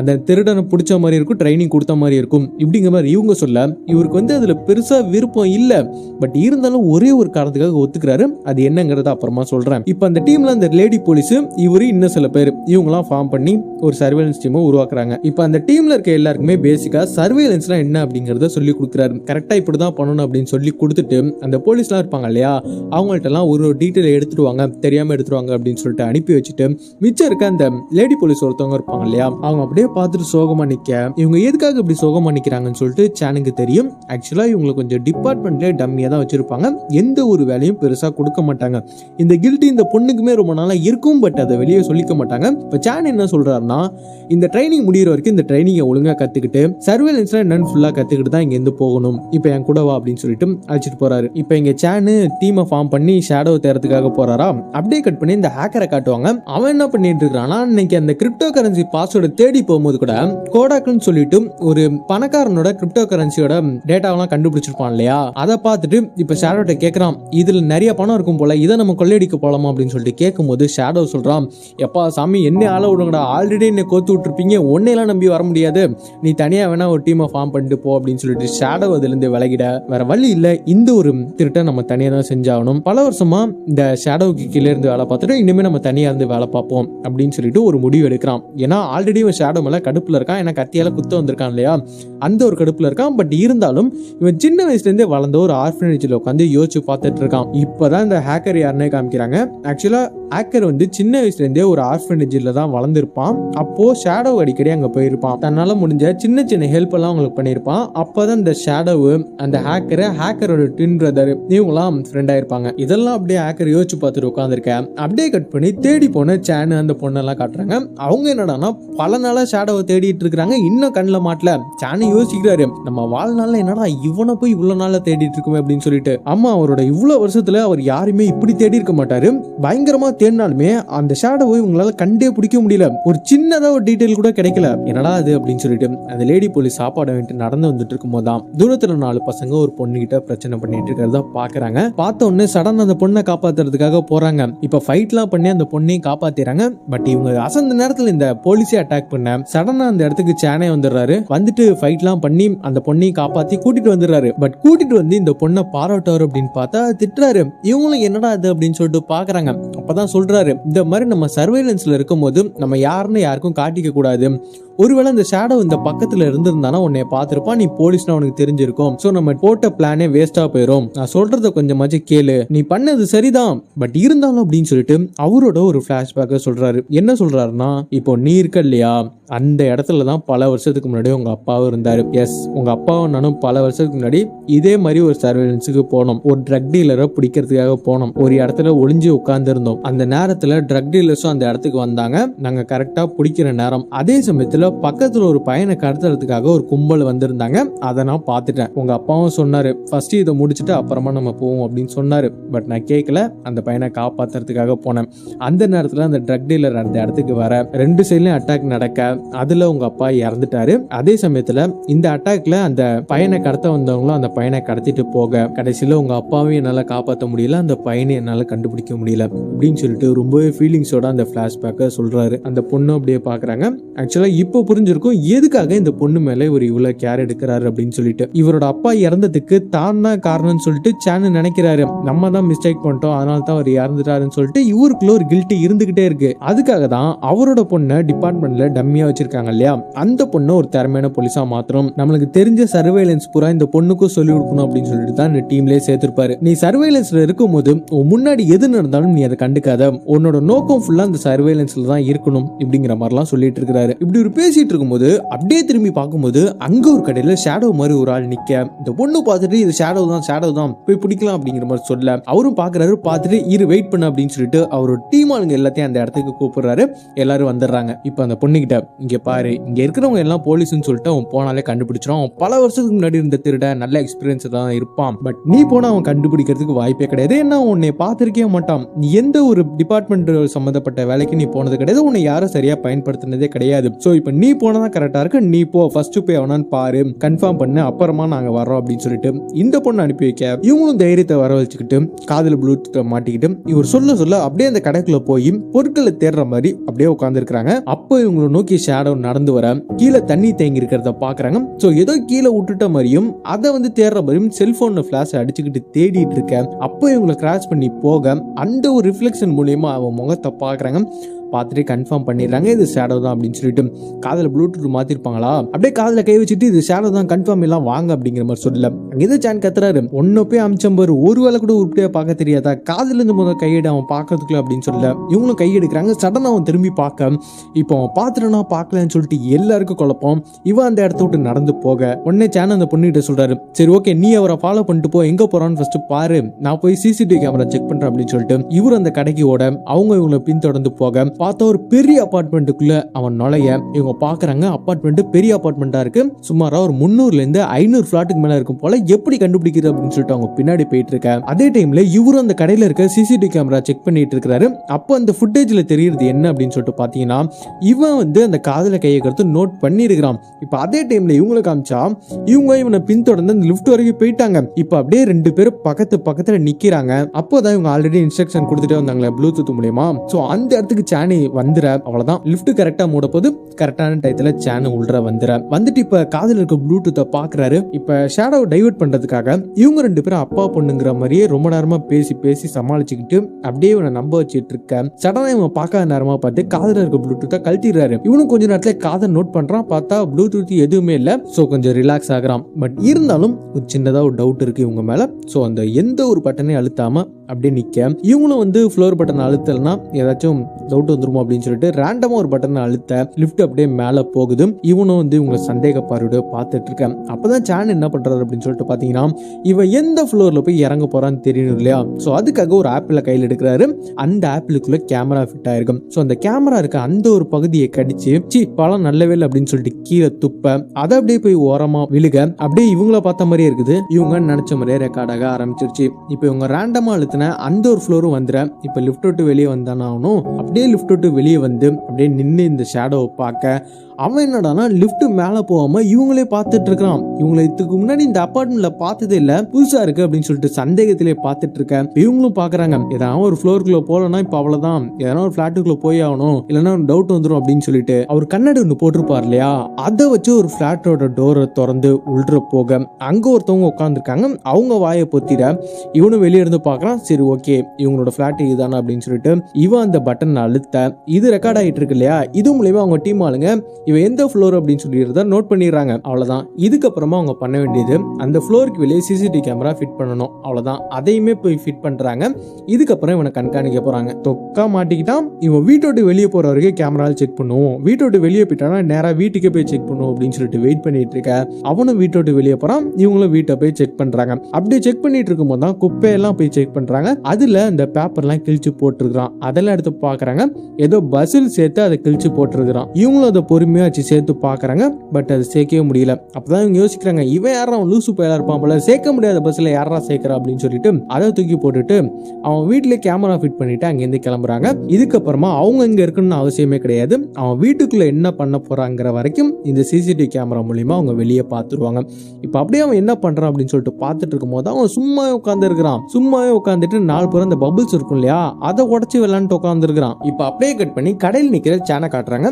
அவர் நின்னுட்டு இருக்கும் போது வாலண்டரா ஷேடோவே இவர்கிட்ட பேசுவாரு. என்னன்னு இவருக்குமே புரியாது. அப்படியே பேசிக்கிட்டே இந்த ஏரியாவை பத்தி, இந்த கடையை பத்தி, இந்த அபார்ட்மெண்ட்டை பத்தி எல்லாம் கேட்பாரு. ஏன்னா இன்னுமே அந்த ஷேடோவுக்கு சந்தேகம் குறையல. எதனா ஒரு கேள்வி கேட்டு மறைக்கலாம் அப்படின்னு சொல்லிட்டு தான் கேள்வி கேட்டுட்டு இருப்பாரு. நம்ம சேனை தான் புத்திசாலியாச்சே, கேட்கிற எல்லா கேள்விகளுக்கும் டப்புன்னு பதில் சொல்ல இந்த ஷேடோவுக்கு இவர் மேல வச்சிருக்க சந்தேகம் கொஞ்சம் கொஞ்சமா குறையுது. இப்ப சேனை கேட்கிறாரு, நீங்க என்ன ஒரு நாள் எங்க வீட்டுக்கு வாங்கல, வந்து சாப்பிட்டுட்டு போங்கலாம் அப்படின்னு சொல்லிட்டு ஒரு நாள் டின்னருக்கு கூப்பிட, சரி ஓகே அப்படின்னு சொல்லிட்டு ஷேடோவும் சேனை வீட்டுக்கு போறாரு. இது எல்லாமே சேனோட பிளான் தான். அழகா அவரோட வீட்டை பர்ஃபெக்டா செட் பண்ணி வச்சுட்டாரு. இப்ப சேனும் அந்த பொண்ணுமே அப்பா பொண்ணு மாதிரி நடிக்கிறாங்க. அப்படியே பேசி அந்த ஷேடோக்கு சந்தேகம் வராத மாதிரி அன்னைக்கு டின்னரும் போகுது. இவரையும் அமுச்சு விட்டுறாங்க. இப்ப ஷேடோ ஹேக்கருக்கு கால் பண்ணி இந்த சேனை பத்தியும் இந்த பொண்ணை பத்தியும் நீ செக் பண்ண அப்படிங்கிற மாதிரி சொல்ல, இந்த ஹேக்கரும் ஃபுல்லா செக் பண்ணி பாக்குறான். பார்த்தா இவங்க போலீஸ்னு தெரிஞ்சு போயிருது. பட் இருந்தாலும் அதை ஷேடோ கிட்ட சொல்ல மாட்டான். ஏன்னா இவனை தனியா டீம் ஃபார்ம் பண்ணி கொள்ளை அடிச்சுக்கோன்னு சொல்லியிருப்பான் இல்லையா. சோ இவனை மாட்டி விடுறதுக்காக அங்க அதே ஏரியால தான் ரொம்ப வருஷமா அவங்க இருக்காங்க. சோ நீங்க பயப்படாதீங்க, உங்க போலீஸ்லாம் இல்லைன்னு சொல்லிட்டு போனை வச்சிடறான். ஷேடோவும் அதை நம்பிடுறாரு. இப்பதான் இந்த ஹேக்கர் ஒரு பிளான் பண்றான். ஆக்சுவலா இவன் என்ன யோசிக்கிறான்னா, இப்ப ஷேடோ மட்டும் இவங்க பிடிச்சிட்டான்னு வச்சுக்கோங்களேன், அதை காரணமா வச்சு அதுக்கப்புறம் இந்த ஹேக்கரோட பிரதர் எல்லாத்தையும் பிடிச்சிருவாங்க இல்லையா. சோ இவங்க தப்பிக்கிறதுக்காக நேரா போய் சேனை கொண்டுருவோம். சேனை கொண்டுட்டு அந்த பிள்ளையத்துக்கு ஷேடோ மேல போட்டுட்டோம்னா நம்ம தப்பிச்சிடலாம். எல்லாரும் ஷேடோ மேல தான் சந்தேகப்படுவாங்க. அந்த டைம்ல நம்ம தப்பிச்சிடலாம் அப்படின்னு சொல்லிட்டு பிளானை போட்டு சேனை கொள்றதுக்காக அவரோட பிளாட்டுக்கே போறாங்க. பட் சேன் யாருன்னு தெரியாது இல்லையா. வந்தவங்களை அடிச்சு பரட்ட அவங்க பயந்துட்டு ஓடிடுறாங்க. இப்ப அப்படியே நைட் ஆகுது. நைட்ல இந்த ஷேடோ டாக்ஸியை பிடிச்சிட்டு எங்கேயோ வெளியே போக, சரி ஓகே இவன் வெளியே போயிட்டா அப்படின்னு சொல்லிட்டு அவனை ஃபாலோ பண்றதுக்காக ஒரு செட்டா போலீஸ் அனுப்பிச்சு விட்டுட்டு அவன் வீட்டுல செக் பண்ணி பாக்குறாங்க. இப்படி செக் பண்ணி பார்க்கும்போது வழக்கம் போலதான் அவன் வீட்டுல சந்தேகப்படுற மாதிரி எதுவுமே கிடைக்க மாட்டேது. பட் இருந்தாலே உங்களுக்குள்ள ஒரு டவுட் இருந்துகிட்டே இருக்கு. அவன் எப்ப பார்த்தாலுமே கையில ஒரு பபிள் சீட்டை வச்சுக்கிட்டு அதை உடச்சு விளையாண்டே உட்காந்துருக்கான். வேற எந்த விதமான வேலையும் பார்க்க மாட்டான். இது உங்களுக்கு யோசனையாவே இருக்குது. அவன் வீட்டுல அப்படியே செக் பண்ணி பார்க்கும்போது நிறைய பபிள் சீட் எல்லாம் கிடக்குது. அதெல்லாம் எடுத்துட்டு வந்துடுறாங்க. அப்புறம் அந்த கிழிஞ்சு போன பேப்பர்ஸ், அந்த சேர்க்க முடியாத பசில்ஸ் சொன்னா இல்லையா, அது ரெண்டத்தையும் வச்சு யோசிச்சுட்டு இருக்கிறாரு. இதுக்குள்ள ஏதோ ஒரு லிங்க் இருக்கு, அதை நம்ம கண்டுபிடிச்சா போதும் அப்படின்னு சொல்லிட்டு யோசிச்சுட்டு இருக்கும் போதுதான் இவர் ஒரு கார்ல உட்கார்ந்து இருப்பாரு. அந்த காரை வந்து ஒண்ணு அடிச்சு தள்ள அந்த கார் அப்படியே பறந்து போய் ஒரு பில்டிங் மேல மோத, அந்த பில்டிங் எந்த பில்டிங் தெரியுமா, இவங்க டிபார்ட்மெண்டோட கண்ட்ரோல் சென்டர் தான் அது. அப்படியே அடிச்சு அந்த கார் வந்து கீழே விழுக, இப்ப அதுல இருந்து இறங்குற எல்லாருமே துப்பாக்கி வச்சுட்டு சுத்தி சுத்தி கண்ணா பின்னான்னு சுட, அதுல இருந்து தப்பிக்கிறதுக்காக காருக்கு பின்னாடி சானும் அந்த பொண்ணு போய் ஒழிஞ்சுக்கிறாங்க. இப்போ சான் அந்த பொண்ணு கிட்ட சொல்றாரு, இந்த பபிள் சீட்லயும் அந்த ஒரு பசில்ஸுக்கு பின்னாடி ஒரு காரணம் இருக்குது. அவன் எப்பயும் அந்த பபிள் சீட்டை வந்து உடைச்சு உடைச்சு விளையாடல, அது மூலமா ஒரு சிக்னல், ஒரு கோட் வேர்ட் மாதிரி ரெடி பண்றான். இதுக்கு பின்னாடி ஒரு காரணம் இருக்கணும். சோ நீ என்ன பண்றனா, இது ரெண்டத்தையும் எடுத்துட்டு போய் இன்டெலிஜென்ஸ் கொடு, அவங்க கண்டுபிடிப்பாங்க அப்படின்னு சொல்லிட்டு இந்த பொண்ணு அமுச்சுட, இவங்களும் போக அப்படியே அந்த இடத்த பாக்குறாரு. பார்த்தா கண்ணாப்படான்னு எங்க பார்த்தாலும் திரும்பி சுட்டுட்டு இருக்கானுங்க. சோ சமாளிக்கிறதுக்காக இவரும் ட்ரை பண்ணிட்டு இருக்காரு. அப்படியே கட் பண்ணி இந்த ஷேடோ காட்டுறாங்க. ஷேடோ இப்ப எங்க வந்திருக்கானா, இந்த ஹேக்கர் கூட சின்ன வயசுல இருந்து ஒரு ஆர்ஃபனேஜ்ல வந்தேன்னு சொல்லியிருப்பான் இல்லையா, அந்த ஒரு ஆர்ஃபனேஜுக்கு தான் வந்திருக்கான். யாரு கூட்டிட்டு வந்திருக்கானா, இந்த ஷேடோவோட ட்வின் பிரதர். இவன் தான் இவன் டிரைவரா இருப்பான் இல்லையா, அவன் கூட்டிட்டு வந்திருக்கான். சரி ஓகே இப்ப பாப்போம் அப்படின்னு சொல்லிட்டு உள்ள போகும்போது தான் இவனுங்க என்ன பண்ணிருக்கானுங்கன்னா, இந்த ஷேடோ கொல்றதுக்காக தான் இந்த இடத்துக்கே கூட்டிட்டு வந்திருக்கானுங்க. இது தெரியாம ஷேடோ எப்பயும் போற இடம் தானே அப்படின்னு சொல்லிட்டு வந்திருக்கான். ஆக்சுவலா என்னன்னா, இவங்க சேனை கொள்றதுக்காக போயிருப்பாங்க இல்லையா, இது இந்த ஷேடோவுக்கு தெரியாது. தெரிஞ்ச இதுக்கு தனியா திட்டுவான். அதுவும் இல்லாம ஷேடோவை பிடிச்சாங்கன்னா நம்மளையும் பிடிச்சிடாங்க, சோ ஷேடோவை நம்மளே கொண்டுரும் அப்படின்னு சொல்லிட்டு தான் இப்படி ஒரு பிளான் போட்டு இவ்வளவு பேர்த்த அழைச்சிட்டு வந்து ஷேடோவை கொள்றதுக்காக ட்ரை பண்றாங்க. இப்பதான் ஷேடோக்கே புரியுது நம்ம இவ்வளவு நாள் யாரை நம்பிட்டு இருந்திருக்கோம் அப்படின்னு சொல்லிட்டு. இப்ப அப்படியே முறைச்சிட்டே கேமராவை பாக்குறாரு. ஏன்டா என்னை கொல்ற அளவுக்கு நீங்களாம் பெரிய ஆள் ஆயிட்டீங்களா அப்படின்னு சொல்லிட்டு முறைச்சிட்டு பாத்துட்டு இருக்காரு. ஏன்னா அந்த கேமரா வழியில ஹேக்கர் பாக்குறாங்கிறது இவருக்கு நல்லா தெரியும். அப்படியே கையில ஒரு கத்தி வச்சு அந்த ஒரு கத்தியை வச்சு தனியால நின்று அவரை கொல்ல வந்து எல்லாத்தையும் கொன்னுட்டு இருக்க. அப்படியே கட் பண்ணி சான் இருக்க இடத்த காமிக்கிறாங்க. சானும் சமாளிக்கிறாரு. அதே சமயத்துல போலீஸும் கரெக்டான டைமுக்கு அங்க வந்ததுனால எல்லாத்தையும் காப்பாத்திடுறாங்க. நிலைமையை எப்படியோ கைக்குள்ள கொண்டு வந்துடுறாங்க. இப்ப அப்படியே அங்கிருந்து கட் பண்ணி ஷேடோ காமிச்சா, ஷேடோ அங்க இருக்க எல்லாத்தையுமே போட்டு தள்ளிடுறாரு. என்ன பண்றாருன்னா, நேரா அந்த டிரைவர் கிட்ட போறாரு. அந்த டிரைவர் தானே இங்க கூட்டிட்டு வந்தது, எவா நீ தானே என்னை கூட்டிட்டு வந்து என்னை கொல்ற அளவுக்கு பெரிய ஆளா போயிட்டீங்களா அப்படின்னு சொல்லிட்டு சண்டையை போட, ரெண்டு பேத்துக்கு இடையில ரொம்ப நேரம் சண்டை நடந்துட்டு இருக்க. அந்த சண்டையில யாரு வழக்கம் போல தான் அந்த ஷேடோ தான் ஜெயிக்கிறாரு. அப்படியே அந்த டிரைவரையும் குத்தி கொண்டுறாரு. இந்த டிரைவர் தானே அந்த ஹேக்கரோட ட்வின் பிரதர். அந்த ஹேக்கர் கடுப்புல இப்போ ஒரு பட்டன் அழுத்த அந்த மொத்த இடமே வெடிச்சு சதறுது. அப்படியே கட் பண்ணி சான் இருக்க அந்த ஒரு இடத்த காமிக்கிறாங்க. இப்போ சான் அந்த பொண்ணு கிட்ட கேட்கறாரு, சரி போனியே இன்டெலிஜென்ஸ் சொன்னாங்களா, அதை பத்தி சொன்னாங்களா அப்படின்னு சொல்லிட்டு கேட்கும் போது அந்த பொண்ணு சொல்றாங்க, அந்த பஸ்ஸுக்கு பின்னாடி கோடாண்டிங்கிற ஒரு கோடு வேர்டு அவன் வச்சிருந்திருக்கான், அதை பத்தி சொன்னாங்க அப்படின்னு சொல்லும் போது இதை கேட்கிற லேடி போலீஸ் ஒருத்தவங்க மிரண்டு போறாங்க. எங்க இந்த மலேசியா பிசினஸ் மேன் கூட பணத்தை திருடிட்டு போயிட்டாரு, அவர் இறந்துட்டாருன்னு கூட சொன்னாங்களே, அவரோட பணம் தாங்க இங்க இருக்குது, இந்த லாக்ல தான் வச்சிருக்காரு அப்படிங்கிற மாதிரி சொல்ல, இதை கேட்கும் போது சானுக்கு ஒரு பேரதிர்ச்சி. அப்பதான் அவருக்கு ஒரு விஷயம் புரியுது, இங்க என்ன நடந்துட்டு இருக்கு அப்படின்னு சொல்லிட்டு. இப்ப வாங்க வாங்கன்னு சொல்லிட்டு எல்லாரும் போய் அந்த லாக்கரை பாக்குறாங்க. பார்த்தா அந்த லாக்கர்ல இருக்க பணத்தை கொள்ளையடிச்சிட்டாங்க. இப்ப சானு சொல்றாரு, இது எல்லாமே உங்களோட பிளான், வந்தவங்கள சில பேர் திருடனுங்க, நம்ம கவனிக்காம விட்டோம் அப்படிங்கிற மாதிரி சொல்லிட்டு இருக்காரு. ஆக்சுவலா இங்க என்ன நடந்துட்டு இருக்குன்னா, அன்னைக்கு கிரிப்டோ கரன்சி பாஸ்வேர்டு கொள்ளையடிக்க போகும்போது கூட இந்த கோடாண்டிங்கிற ஒரு டேட்டாவை பார்த்துருப்பான். பட் இது எடுத்துட்டு வரலாமா அப்படின்னு சொல்லிட்டு கேட்கும்போது அந்த ஷேடோ டைம் ஆச்சு, போலீஸ் வந்துருவாங்க, நம்மளா மாட்டிப்போம் அப்படின்னு சொல்லும் போது இவன் அதே மாதிரி காப்பி பண்ணிட்டு இருப்பான். அதனாலே கடுப்பா இருப்பான் இல்லையா ஷேடோவு, நீங்க எப்படியோ போங்கடா நான் தப்பிச்சு போறேன்னு சொல்லிட்டு வந்திருப்பான் இல்லையா. அந்த ஒரு டேட்டா வச்சுதான் இந்த ஹேக்கர், சரி ஓகே இதுல மில்லியன் கணக்குல பணம் இருக்கு, இதை நம்ம கொள்ளையடிக்கணும்னு சொல்லிட்டு பிளான் போட்டு ஷேடோ கூப்பிட்டுருக்கான். ஷேடோ வந்து உன்னெல்லாம் நம்பி வர முடியாதுன்னு சொல்ல, இவன் தனியா டீம் ஃபார்ம் பண்ணிக்கன்னு சொல்லியிருப்பான் இல்லையா. அந்த ஒரு டீமை ஃபார்ம் பண்ணிட்டு இந்த ஷேடோவையும் கொள்ளணும், அதே சமயம் இந்த சானையும் தசை திருப்பணும் அப்படின்னு சொல்லிட்டு பிளான் போட்டு இவ்வளவு பெரிய கொள்ளையை தனியா அடிச்சிருக்கான். சரி ஓகே இது வரைக்கும் நடந்ததெல்லாம் போதும், இதுக்கப்புறமா அவங்களை தப்பிக்க விடக்கூடாது, சீக்கிரமா போய் பிடிக்கணும் அப்படின்னு சொல்லிட்டு என்ன பண்றாங்கன்னா, அவங்க டிபார்ட்மெண்ட்லயே ஒரு ஏஐ நல்லா டெவலப் பண்ணி வச்சிருப்பாங்க இல்லையா, அதுக்கு இந்த ஊரை பத்தி நல்லா தெரியும், இந்த கார் எங்கெங்க போயிருக்கு எல்லாத்தையும் நோட்டீஸ் பண்ணிருக்கும். இப்ப அதுகிட்ட போய் கேட்கும்போது அது சொல்லுது, இந்த கார் இந்த வழியால இவ்வளவு நேரத்துக்கு முன்னாடி போயிருக்கு, இந்த இடத்துக்கு போயிருக்கு அப்படின்னு சொல்லிட, அப்படியே அந்த இடம் என்னன்னு பார்த்தா ஒரு பார்ட்டி நடக்கிற இடம். இருங்கடா வர்றேன் அப்படின்னு சொல்லிட்டு சான் அவரோட டீமை கூட்டிட்டு அந்த பார்ட்டி நடக்கிற இடத்துக்கு போறாரு. அப்படியே கட் பண்ணி இந்த ஷேடோவை காமிக்கிறாங்க. அந்த வெடிச்சதுல அவன் இன்னும் சாகல, உயிரோட தான் இருக்கிறான். அவன் அப்படியே ஒரு இன்ஸ்பெக்டரை அரெஸ்ட் பண்ணி கூட்டிட்டு வராரு. அதே டைம்ல சானோ ஒரு டீமை கூட்டிட்டு இந்த பார்ட்டி நடக்கிற இடத்துக்கு வந்துடுறாரு. வந்து தேடி பாக்குறாரு, அவனுங்க அங்கதான் இருக்கிறானுங்க. பட் அதுல மெயினான ஆள் அந்த ஹேக்கர் இல்லையா, ஹேக்கரை ஒரு தடவை கூட சானு நேர்ல பார்த்ததே கிடையாது, அவன் ஃபேஸ் எப்படி இருக்கும் கூட இவருக்கு தெரியாது. சோ ரேண்டமா தேடி இருக்கும்போது அவனுங்க கிடைச்சிடானுங்க. பட் யார் ஹேக்கர்னே தெரியாம சண்டை போட்டுட்டு இருக்காரு, ஒரு 2 பேர்கிட்ட சண்டை போட்டுட்டு இருக்காரு. அப்போ அந்த லேடி போலீஸ் அங்க நிப்பாங்களா, அவங்கள்ட்ட சொல்றாரு, போய் ஹேக்கரை தேடு கண்டுபிடி அப்படின்னு சொல்லும் போது, நான் ஹேக்கரை நேர்லயே பார்த்ததில்ல, நானும் தான் நேர்ல பார்த்ததில்ல. இப்போ அவனை விட்டுட்டோன்னா இதுக்கப்புறம் அவனை கண்டே பிடிக்க முடியாது. ட்ரை பண்ணு, உன்னால அவனை கண்டிப்பா அடையாளம் கண்டுபிடிக்க முடியும். உன்னோட நோக்கம் ஃபுல்லா அந்த ஹேக்கரை தேடுறதுல மட்டும்தான் இருக்கணும். நீ இதுக்கு முன்னாடி ஏதாச்சும் ஒரு க்ளூ கண்டுபிடிச்சிருப்ப, அதை யோசிச்சு பாரு அப்படிங்கிற மாதிரிலாம் அந்த பொண்ணிட்ட சொல்லிட்டு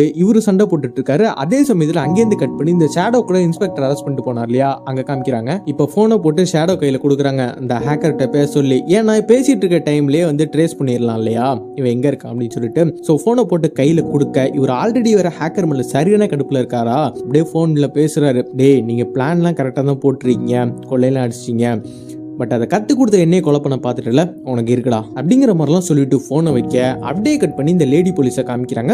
இவங்களுக்கு இப்போதான் ஒன்று ஞாபகத்துக்கு வருது. அங்கே ஒருத்தவன் ஷோல்டர் தூக்கிட்டு நடந்து போவான், அதை பார்த்தோன்னே எங்கேயோ பார்த்த மாதிரி இருக்கு அப்படின்னு சொல்லிட்டு யோசிச்சு பார்க்குறாங்க. அப்போதான் உங்களுக்கு ஞாபகத்துக்கு வருது. ஆக்சுவலாக அங்கே ஷூட் பண்ணிட்டு இருக்கும்போது அந்த இடத்துல இந்த ஹேக்கர் தான் இருந்திருப்பான். அப்போ போகிற போக்கில் நோட் பண்ணியிருப்பாங்க, ஒருத்தவங்க மட்டும் ஷோல்டர் ஒரு சைடாக வச்சுட்டு ஷூட் பண்ணி இருந்திருப்பான். அதை இவங்க பார்த்துருப்பாங்க. இப்போ அது ஞாபகத்துக்கு வர சரி ஓகே இவனா கூட இருக்கலாம் அப்படின்னு சொல்லிட்டு பின்தொடர்ந்து போக அப்போ தான் ஃபர்ஸ்ட் டைம் முகத்தை பார்க்குறாங்க. பார்த்தோன்னே எங்கேயோ பார்த்த மாதிரி இருக்கும். எங்கே பார்த்தோம் அப்படின்னு சொல்லிட்டு யோசிச்சு பார்க்கும்போது தான் அன்னைக்கு கூட இந்த ஷேடோ டாக்ஸியில் ஏறி போகும்போது அந்த டாக்ஸி டிரைவரோட முகத்தை அந்த கேமராவில் பார்த்துருப்பாங்க. இது இப்போ இவங்களுக்கு ஞாபகத்துக்கு வர அப்படியே பார்க்குறாங்க. அப்போ இவனுக்கு 2 பேரும் ட்வின்ஸா, இப்போ இவன் தான் ஹேக்கர் அப்படின்னு சொல்லிட்டு பின்தொடர்ந்து போக சடனாக எங்கே போனானே தெரில, பட் இன்னொரு போலீஸ் பின்தொடர்ந்து போறாரு. அதே சமயம் சேனை காமிக்கிறாங்க. சேனை அங்கே 2 பேர்த்தையும் போட்டுட்டு பரட்டி வெளுத்துக்கிட்டு இருக்காரு. அப்படியே கட் பண்ணி இந்த ஷேடோவை காமிச்சா அவன் வந்து இந்த ஹேக்கரை பழி வாங்கறதுக்காகவே இன்ஸ்பெக்டரை தள்ளி விட்டு அவர்கிட்ட இருந்து தப்பிச்சு இந்த ஸ்டேஷனுக்கு வர அந்த ஹேக்கர் அங்கதான் வந்திருக்கிறான். இது அப்படியே போலீஸ் மறைஞ்சு நின்று பார்த்துட்டு இருக்காரு.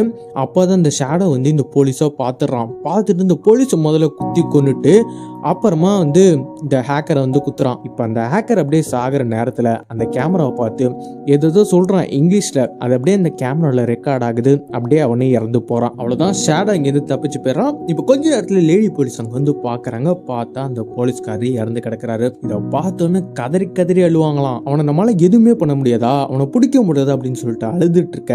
அப்ப அந்த இடத்துக்கு வர சேனல் சொல்றாரு, இல்ல அவனை நம்மளால பிடிக்க முடியும், நம்ம சின்னதா யோசிக்கணும் அப்படின்னு சொல்லிட்டு ஒரு விஷயத்த சொல்றாரு. யோசிச்சு பாரு, அவன் பல வருஷத்துக்கு முன்னாடி இருந்த ஒரு திருடன். அவனுக்கு இப்ப இருக்க அந்த கிரிப்டோ கரன்சி பத்தி இந்த டிரான்சாக்சன் பத்தி எல்லாம் பெருசா நாலேஜ் இருக்க மாதிரி எனக்கு ஒண்ணு தெரியல. அந்த பார்ட்டியில சண்டை போடும் போது இவனோட ஆளுங்க 2 பேர்த்த பிடிச்சோம் இல்லையா, அவங்கள்ட்ட விசாரிக்கும் போது அந்த பாஸ்வேர்டு ஹேக்கருக்கும் அந்த ஷேடோவுக்கு மட்டும் தான் தெரியும்னு சொன்னானுங்க. இதை வச்சு பார்க்கும்போது ஹேக்கர் இறந்துட்டான். இப்போ மிச்சம் இருக்கிறது அந்த ஷேடோ மட்டும்தான். அவனுக்கு மட்டும்தான் அந்த பாஸ்வேர்டு தெரியும். பட் அவனுக்கு பெருசா இந்த கிரிப்டோ கரன்சி இந்த டிரான்சாக்சன் பத்திலாம் ஐடியா இருக்காது. ஸோ நான் கண்டிப்பா சொல்றேன், இவ்வளோ நடந்ததுக்கு அப்புறம் ரிஸ்க் எடுக்க மாட்டான். யாருக்கிட்ட கொள்ளையடிச்சாங்களோ அவங்கள்ட்ட அந்த பாஸ்வேர்டை கொடுத்துட்டு எவ்வளவு பணம் வேணும்னு டிமாண்ட் பண்ணி அவ்வளவு பணத்தை வாங்கிப்பான். நம்ம பண்ண வேண்டியதெல்லாம், இவன் இதுக்கு முன்னாடி கொள்ளையடிச்சான் இல்லையா ஒருத்தவன்ட்ட, அவனை நம்ம ஃபாலோ பண்ணாலே போதும், இவனை நம்ம ஈஸியா பிடிச்சிடலாம் அப்படிங்கிற மாதிரி இவங்க சொல்ல, சரி ஓகே இதுவும் ஒர்க் அவுட் ஆகும் அப்படின்னு சொல்லிட்டு ஃபர்ஸ்ட் சீன்ல கூட ஒருத்தர் அந்த 400 கோடி ரூபாய் இழந்தாரு தெரியுமா, அவர் அப்படியே ஃபாலோ பண்ண. இப்பதான் உங்களுக்கு ஒரு விஷயம் தெரிய வந்திருக்குது, இவர் சொன்னது உண்மைதான். உண்மையிலேயே இவர்கிட்ட வந்து டிமாண்ட் பண்ணியிருக்கான், எனக்கு 10 மில்லியன் வேணும், அந்த பாஸ்வேர்டை நான் கொடுத்துட்றேன், எனக்கு அந்த பாஸ்வேர்ட்னால ஒன்றும் ஆக போகிறது கிடையாது, எனக்கு அந்த பணத்தை கொடுத்துரு அப்படின்னு சொல்லிட்டு ஒரு ஹோட்டலுக்கு வர சொல்லியிருக்கான். இந்த விஷயம் தெரிஞ்சோன்னா அவ்வளோதான், அந்த லேடி போலீஸ் முதல்ல அந்த ஹோட்டலுக்கு போகிறாங்க. போய் அவங்க சீட்டுக்கு பின்னாடியே உட்காந்துருக்காங்க. அவன் என்னென்னலாம் பண்ணுறா அப்படிங்கிறத பார்த்துட்டு உட்காந்துருக்காங்க. அப்போ இவன் கண்டுபிடிச்சிடான் இது போலீஸ் அப்படின்னு சொல்லிட்டு கண்டுபிடிச்சி அப்படியே அவங்க கழுத்தை நெரிச்சு கொள்ளலாம் அப்படின்னு சொல்லிட்டு பார்க்கும்போது தான் அந்த இடத்துக்கு சேன் வந்து காப்பாத்துறாரு. பட் இருந்தாலும் அவங்க மயக்கம் போட்டு கீழே வந்துட்டாங்க. இப்போ சேனுக்கும் ஷேடோக்கும் இடையில சண்டை நடக்குது, ரொம்ப நேரம் நடக்குது.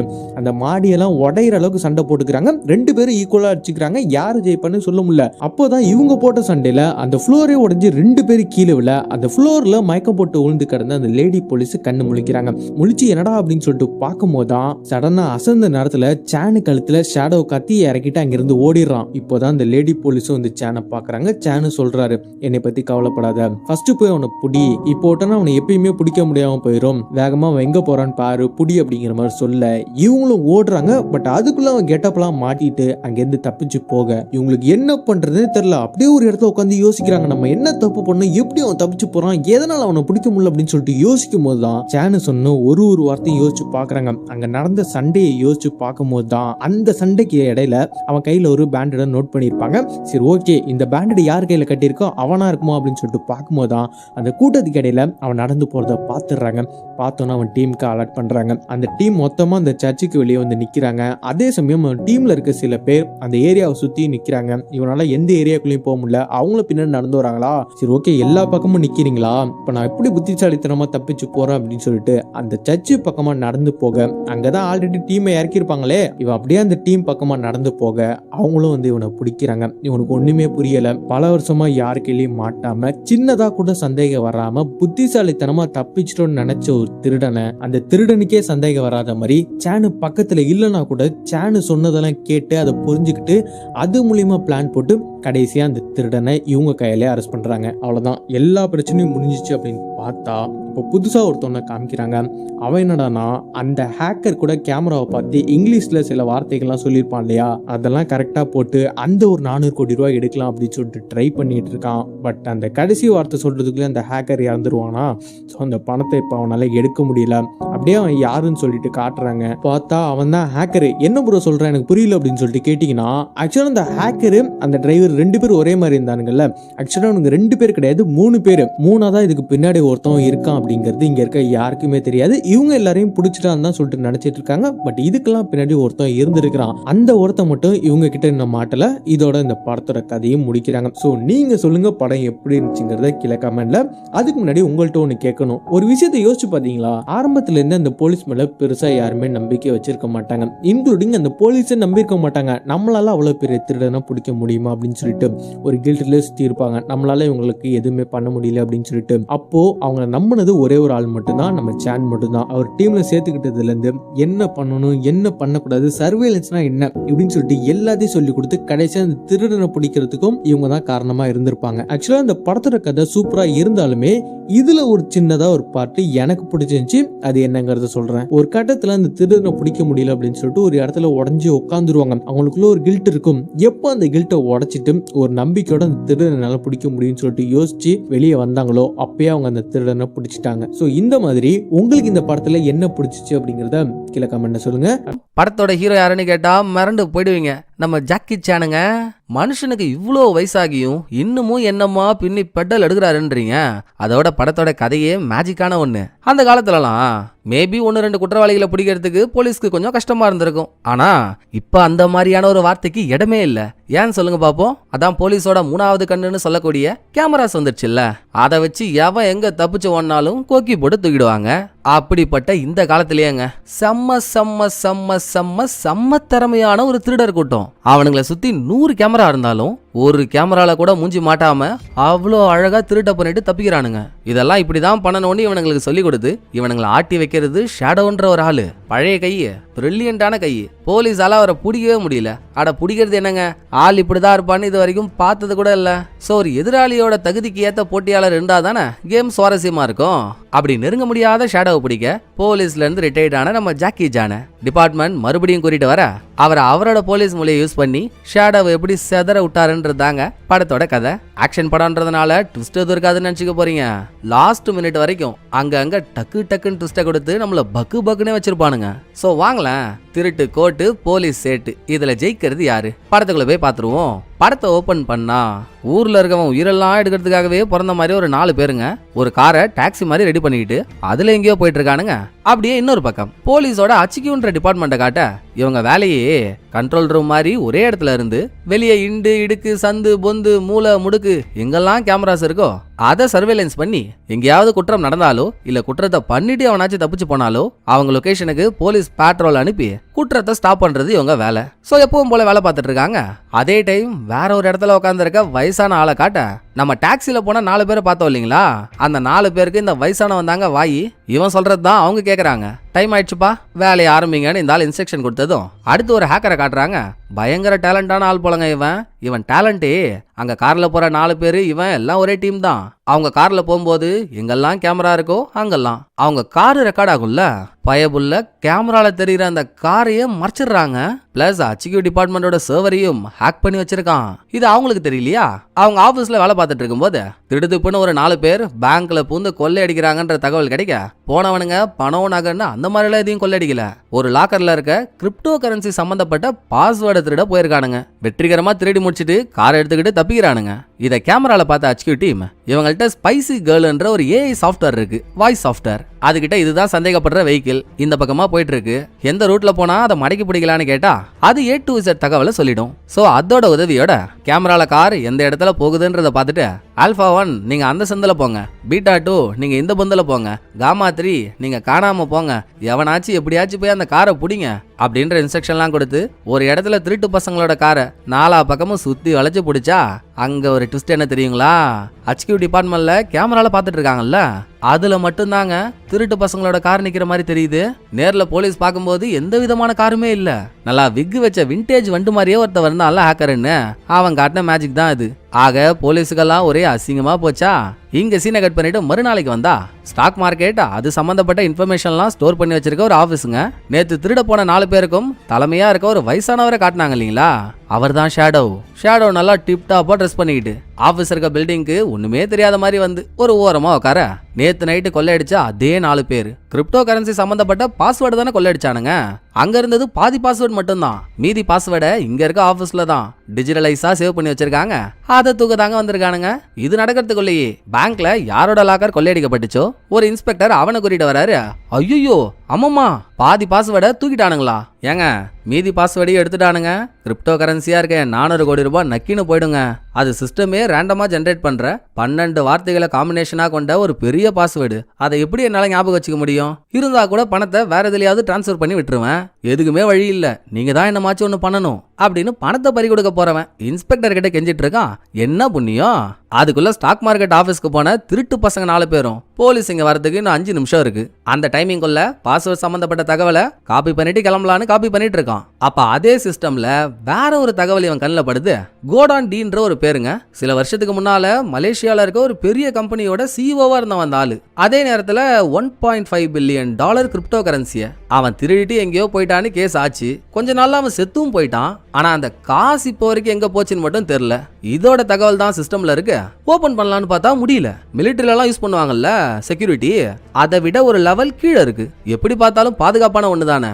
இது இப்படி இருக்குனாலே இதுல ஏகபோகமான பணம் இருக்கணும். பேசாம அதையும் காப்பி பண்ணிடவான்னு ஒருத்தவன் கேக்குறான். கீழே இருக்க ஷேடோ, டேய் வெண்ண, போலீஸ் வரதுக்கு இன்னும் 2 நிமிஷம் தான்டா இருக்கு, டைம்லாம் இல்ல, அதை விட்டு வந்துருன்னு சொல்லியும் ஹேக்கருக்கு ஆசை. பரவாயில்ல, நீ எல்லாத்தையும் காப்பி பண்ணி எடுத்துருவா, பாத்துக்கலாம் அப்படின்னு ஷேடோ சொல்ல கேட்காம அதையும் காப்பி பண்ணுவான்னு அடம் பிடிக்கிறானுங்க. இந்த கேப்ல போலீஸ் வந்துருச்சு. டேய் மாமியார் வீட்ல இருந்து வந்துட்டானுங்கடா, சீக்கிரம் கிளம்புங்கடா. அதை ஷேடோ சொல்லிட்டு எழுந்து போகும்போது அங்க காஃபி ஷாப்ல இருக்க ஒரு பொண்ணு எதர்ச்சியா எங்கேயோ போட்டோ எடுக்கிறா. தானா இந்த ஆளா குறுக்க வந்து அவ எடுத்த போட்டோல மாட்டிக்கிறான். இப்போதைக்கு ஒன்றும் பிரச்சனை இல்ல, அப்படியே ஷேடோ வெளியே வந்துட்டான். மேல இருந்த 4 பேரும் கீழே வரும்போது இவனுங்க வெளியே வந்ததுமே மேல ஆபீஸ்ல இருந்து போலீஸ்ல கம்ப்ளைண்ட் கொடுத்துருப்பாங்கல்ல, 4 பேர் வந்தானுங்க எதையோ திருடிட்டு போயிட்டானுங்கன்னு. இவனுங்களும் அதுக்கு ஏத்த மாதிரி 4 பேர் ஒட்டுக்கா வந்ததும் இவனுங்க தாண்டா அது புடிங்கடான்னு துரத்த ஆரம்பிக்கிறாங்க. இந்த சீனெல்லாம் படத்துல பாக்கணுமே, பங்கமா இருக்கும். நான் சாமர்த்தியமா தப்பிப்பானுங்க தெரியுங்களா? அவனுங்க ஓட இன்ஸ்பெக்டரும் போலீஸும் துரத்த இதை பார்த்துக்கிட்டே வெளியே போன ஷேடோ டாக்ஸி மாதிரி ஒரு கார்ல ஏறி உட்கார அந்த காரை ஓட்டுற டிரைவரும் இவாள் தான். அங்க அவனுங்க சொல்ல கேட்காம தப்பு பண்ணி இப்ப மாட்டிக்க போறானுங்க அப்படின்னு அவனுங்க மேல இருக்க கோவத்துல ஷேடோ டிரைவரை போட்டு பொழந்துட்டு இருக்கான். இன்னொரு பக்கம் தப்பிச்சு மேல ரூஃப் டாப்புக்கு ஓடினவனுங்க யாருமே எதிர்பார்க்கலங்க. 4 பேர் ரூஃப் டாப்ல இருந்து டமார்னு குதிக்கிறானுங்க. ஆல்ரெடி பிளானோட தான் வந்திருப்பானுங்க போல.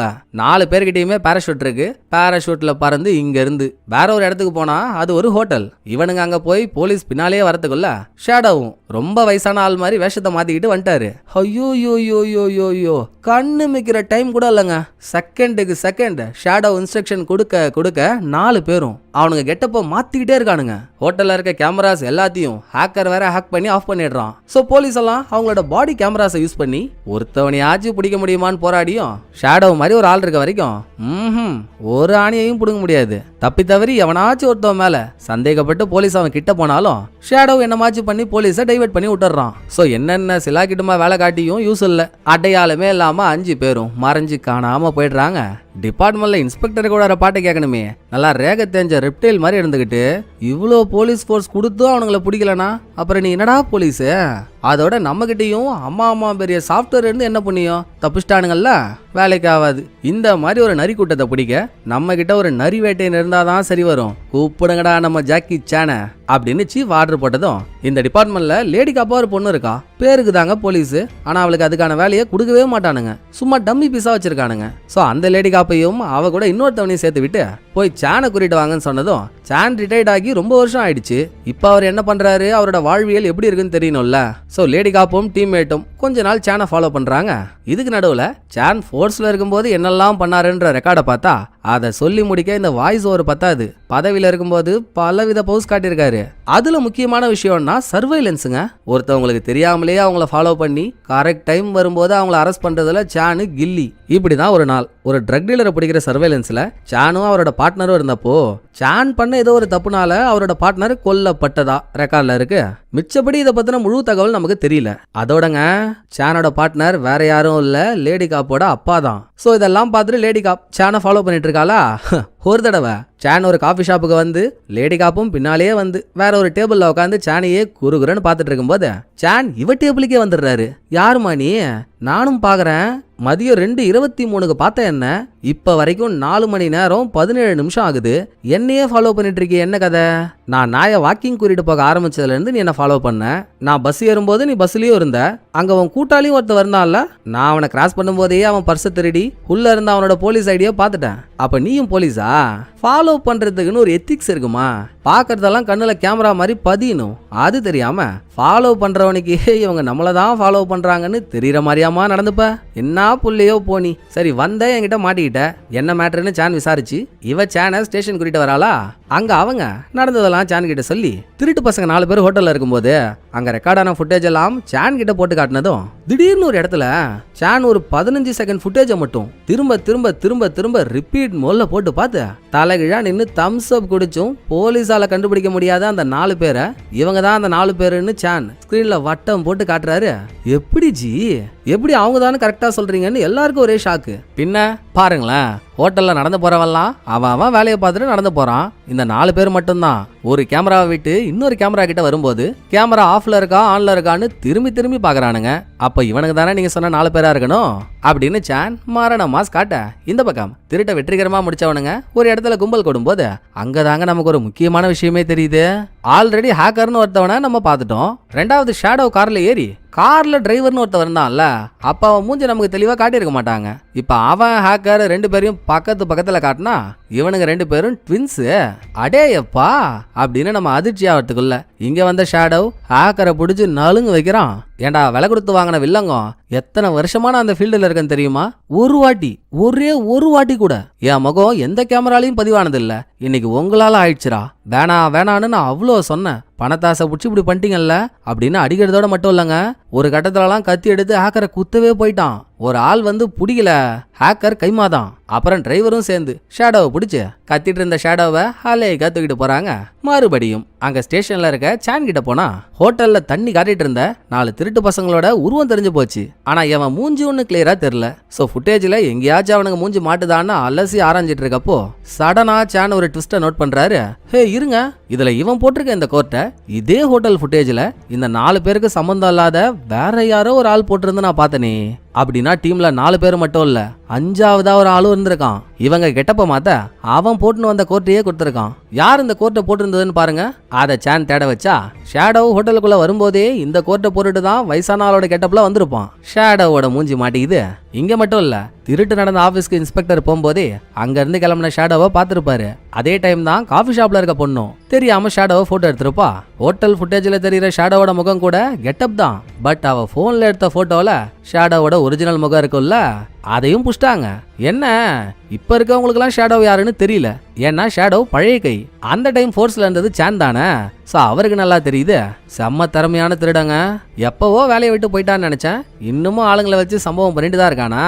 ஒன்னும் இல்லைங்க, சர்வேலன்ஸ் டீம் ஒன்ன போட்டு அதுல இதுவரைக்கும் ஷேடோ பார்க்காத ஒரு போலீஸ் ஆபீசரை வச்சு இதை சான் சொல்லும் போதே லேடி காப்ப தான் லைட்டா திரும்பி பாக்குறாரு. அவனை கொஞ்ச நாள் ஃபாலோ பண்ணோன்னு வைங்களேன், அவனுக்கே தெரியாம அவனை கொஞ்ச நாள் ஃபாலோ பண்ணோன்னு வைங்களேன், அவனையும் பிடிச்சிடலாம், அவன் கூட்டாளிங்க 4 பேரையும் பிடிச்சிடலாம். அதுக்கான வேலையை பாருங்கன்னு சான் சொல்ல, நீங்க சொல்றதெல்லாம் கரெக்டு தான் சார், ஆனா நீங்க இருந்த டைம்ல இங்க இருந்த மாதிரி இப்போ சர்வைலன்ஸ் டீம் எல்லாம் இல்ல. எவன் ரோடா ஃபாலோ பண்ணிட்டு போறான்? கேமரா வந்ததுக்கு அப்புறம் அதுக்குன்னு தனியா சாஃப்ட்வேர் வச்சு நாங்க அப்படிதான் சர்வைலன்ஸே பண்றோம். இதை சீஃப் சொன்னதும், என்னங்க நீங்க ஓல்ட் இஸ் கோல்டு இல்லையா, டெக்னாலஜி வந்துருச்சுன்னு எல்லாத்தையும் அதை வச்சே பண்ண முடியுமா? களத்துல இறங்கி வேலை செய்யணும் சார், அதானே கரெக்ட்னு அட்வைஸ் போட்ட சான். அவங்களே சான் கிட்ட கேக்குறாங்க, நீங்களே ஒரு ஜித்தாச்சு, பேசாம இப்போ உங்க தலைமையில நீங்களே ஒரு டீம் உருவாக்கி அவங்களுக்கு சர்வைலன்ஸ் எப்படி பண்றதுன்றதையும் சொல்லி கொடுத்து ஷேடோவை பிடிக்க உதவி பண்ணீங்கன்னா நல்லா இருக்கும் அப்படின்னு. யாருக்காக ஒத்துக்கிறாரோ இல்லையோ, நம்ம பண்ண தப்புனால நம்ம பார்ட்னர் செத்துட்டான், அவ பொண்ணு இப்ப டிபார்ட்மெண்ட்ல டம்மி பீஸா இருக்கா, அவளை ஒரு பொசிஷன் கொண்டு வரணுன்றதுக்காகவே சான் டீமை உருவாக்கி ட்ரைனிங் கொடுக்க ஒத்துக்கிறாரு. டீமுக்கு தேவையான ஆளெல்லாம் செலக்ட் பண்ணியாச்சுங்க. அப்கோர்ஸ் லேடி காப்போ அதுல ஒரு ஆளு. டீம் செலக்ட் ஆனதும் சர்வைலன்ஸ்னா என்ன, யாரு எந்த இடத்துல எப்படி நடந்துக்கணும் அதெல்லாம் தெளிவா சொல்லி கொடுத்து ஆளுக்கு ஒரு பட்டப்பேரையும் வச்சு நீ அப்படி போ நீ இப்படி போன்னு ஒவ்வொருத்தவங்களையும் பிரிச்சு விட்ட சானோ, லேடி காப்பா மட்டும் இந்த கேம்ல நீதாமா என்னோட குயின், சோ நீ என் கூட தான் இருக்கணும்னு எந்நேரமும் அவளை கூடவே வச்சுக்கிறாரு. இன்னமும் ஷேடோ எங்க இருக்கானே தெரியல, முதல்ல அவனை கண்டுபிடிக்கணும். சோ அதுக்கான இவங்க முயற்சி ஒரு பக்கம் போயிட்டு இருக்கா. இன்னொரு பக்கம் ஹேக்கரை காட்டினா, இவனுங்க யாரோ ஒருத்தவனோட கிரிப்டோ கரன்சி பாஸ்வேர்டை திருட போகும்போதே அங்க கோல்டன் டீக்கு சம்பந்தமான கிரிப்டோ கரன்சி எங்க இருக்கோ அந்த தகவலையும் சேர்த்து எடுத்துட்டு வந்துட்டானுங்க இல்லையா. அதுல கை வைக்கிறதாங்க இவனுங்களோட அடுத்த திட்டம். ஷேடோவுக்கு அதுல உடன்பாடே இல்ல. பணம்னு அது மட்டுமே வாழ்க்கலடா தம்பி, பணத்தை விட முக்கியமான ஒண்ணு சுதந்திரம். அது உங்களுக்கு புரிய மாட்டேங்குது. நீங்க அடுத்த வேலை பண்ணணும்னு நினைக்கிறீங்களா, என்ன விட்டுருங்க, நீங்களே ஒரு பிளான் போட்டு அதை பண்ணிக்கோங்க அப்படின்னு ஷேடோ சொல்லிட்டான். இவனும் அதுக்கு ரெடியா இருக்கான். அதுக்காக இவன் தனியா பிளான் போடணும்னு இவனுங்க சின்ன வயசுல இருந்தே வளர்ந்த இப்ப கைவிடப்பட்ட ஒரு ஆர்ஃபனேஜ்ல பதுங்கி இருக்கான். அங்க இவனுங்க சின்ன வயசா இருக்கும்போது அப்பப்போ ஷேடோ வந்து இந்த பசங்களெல்லாம் பார்த்து இவனுங்களுக்கு என்னென்னமோ வாங்கி கொடுத்து கேர் எடுத்து பார்த்துக்கிட்டு இருந்திருப்பான். அந்த மலரும் நினைவுகள்லாம் கண்ணு முன்னால வந்துட்டு போதா. அந்த பக்கம் சானும் அவரோட டீமும் கிட்டத்தட்ட 12 நாளைக்கு மேல ரோடா சுத்திட்டாங்க. ஷேடோ கண்ணுல மாட்டவே மாட்டான். லேடி காப்புகள்லாம் பிபி ஏறுது.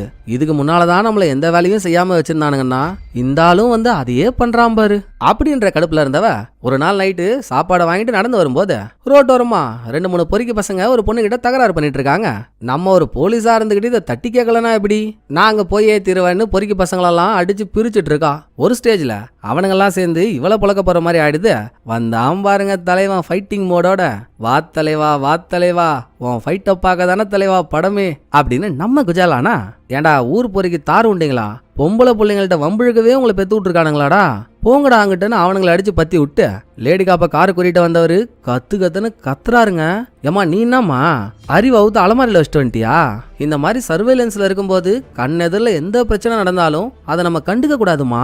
ஒரு வேளை ஷேடோ இந்த இடத்துல இருந்து உன்னை பார்த்து உன் அடையாளத்தை கண்டுபிடிச்சிருந்தான்னு வையன், நம்ம மிஷினே பாழா போயிடும் தெரியுமா உனக்கு. இதே மாதிரி பல வருஷத்துக்கு முன்னால நான் தப்பு பண்ண போய் தான் உன் அப்பா இருந்தாரு அப்படின்னு சான் அதோட பிளாஷ்பேக்கை சொல்ல ஆரம்பிக்க, நான் ஏற்கனவே சொன்னல ஒரு ட்ரக் டீலரை பிடிக்கிற சர்வேலன்ஸ்ல இருக்கப்போ சான் ஏதோ ஒரு தப்பு பண்ணதுனால பார்ட்னரோட உயிர் போயிடுச்சுன்னு. அப்ப என்ன ஆயிட்டு இருக்கு, சர்வேலன்ஸ்லாம் நல்லா தான் போயிட்டு இருந்திருக்கு. அன்னைக்கு ட்ரக் டீலரை பிடிக்க போற நாளும் கூட அப்போன்னு பார்த்து ஒரு புள்ள கடத்துற கும்பல் ரோட்டோரமா நின்னுட்டு இருந்த ஒரு சின்ன பொண்ணை கடத்த பார்த்திருக்கானுங்க. பார்ட்னர் கண்ணாலே சிக்னல் கொடுக்குறாரு, வேணாம் அவனுங்களை கண்டுக்காதன்னு. சானுக்கு மனசு கேட்கல. எப்படி ஹீரோயினி போனா தலைகீழாகத்தான் குதிப்பேன்னு போனாலோ அதே மாதிரி அப்ப சானும் நான் அந்த குழந்தைய காப்பாத்தியே தீருவேன்னு பஞ்சாயத்து பண்ண போக ட்ரக் டீலர் வெளியே வந்திருக்கான், பிரச்சனை ஆயிருக்கு. அதுல பார்ட்னரோட உயிரும் போயிடுச்சு. போத கும்பல் பார்ட்னரை ஷூட் பண்ணிட்டானுங்க. சரி இதை பண்ணதே ஒரு சின்ன பொண்ணை காப்பாத்த தானே, அவளையாச்சும் காப்பாத்திட்டாங்களான்னு பார்த்தா இல்ல, ஷூட் அவுட் நடந்ததை யூஸ் பண்ணி கடத்தல் கும்பல் குழந்தைய கடத்திட்டு போயிடுச்சு. அதுக்கப்புறம் அந்த குழந்தைய கண்டே பிடிக்க முடியல. இதுக்காக தான் உங்ககிட்ட சொல்றேன், எந்த ஒரு சர்வேலன்ஸ்லயும் மத்தவங்க பிரச்சனைக்குள்ள மூக்க நுழைக்க கூடாது, சொன்னா புரிஞ்சுக்கோ அப்படின்னு சான் கண்ணீர் மல்க ஒரு கதையை சொன்னதும் லேடி காப்பும் அதை புரிஞ்சுக்கிறா. இந்த ஃபீலிங்ஸ்ல இருக்கும் போது தான் திடீர் ட்விஸ்டோன்னு எதர்ச்சியா லேடி காப் ஒரு மார்க்கெட்டை திரும்பி பார்த்தா ஷேடோ அங்கதாங்க இருக்கான்.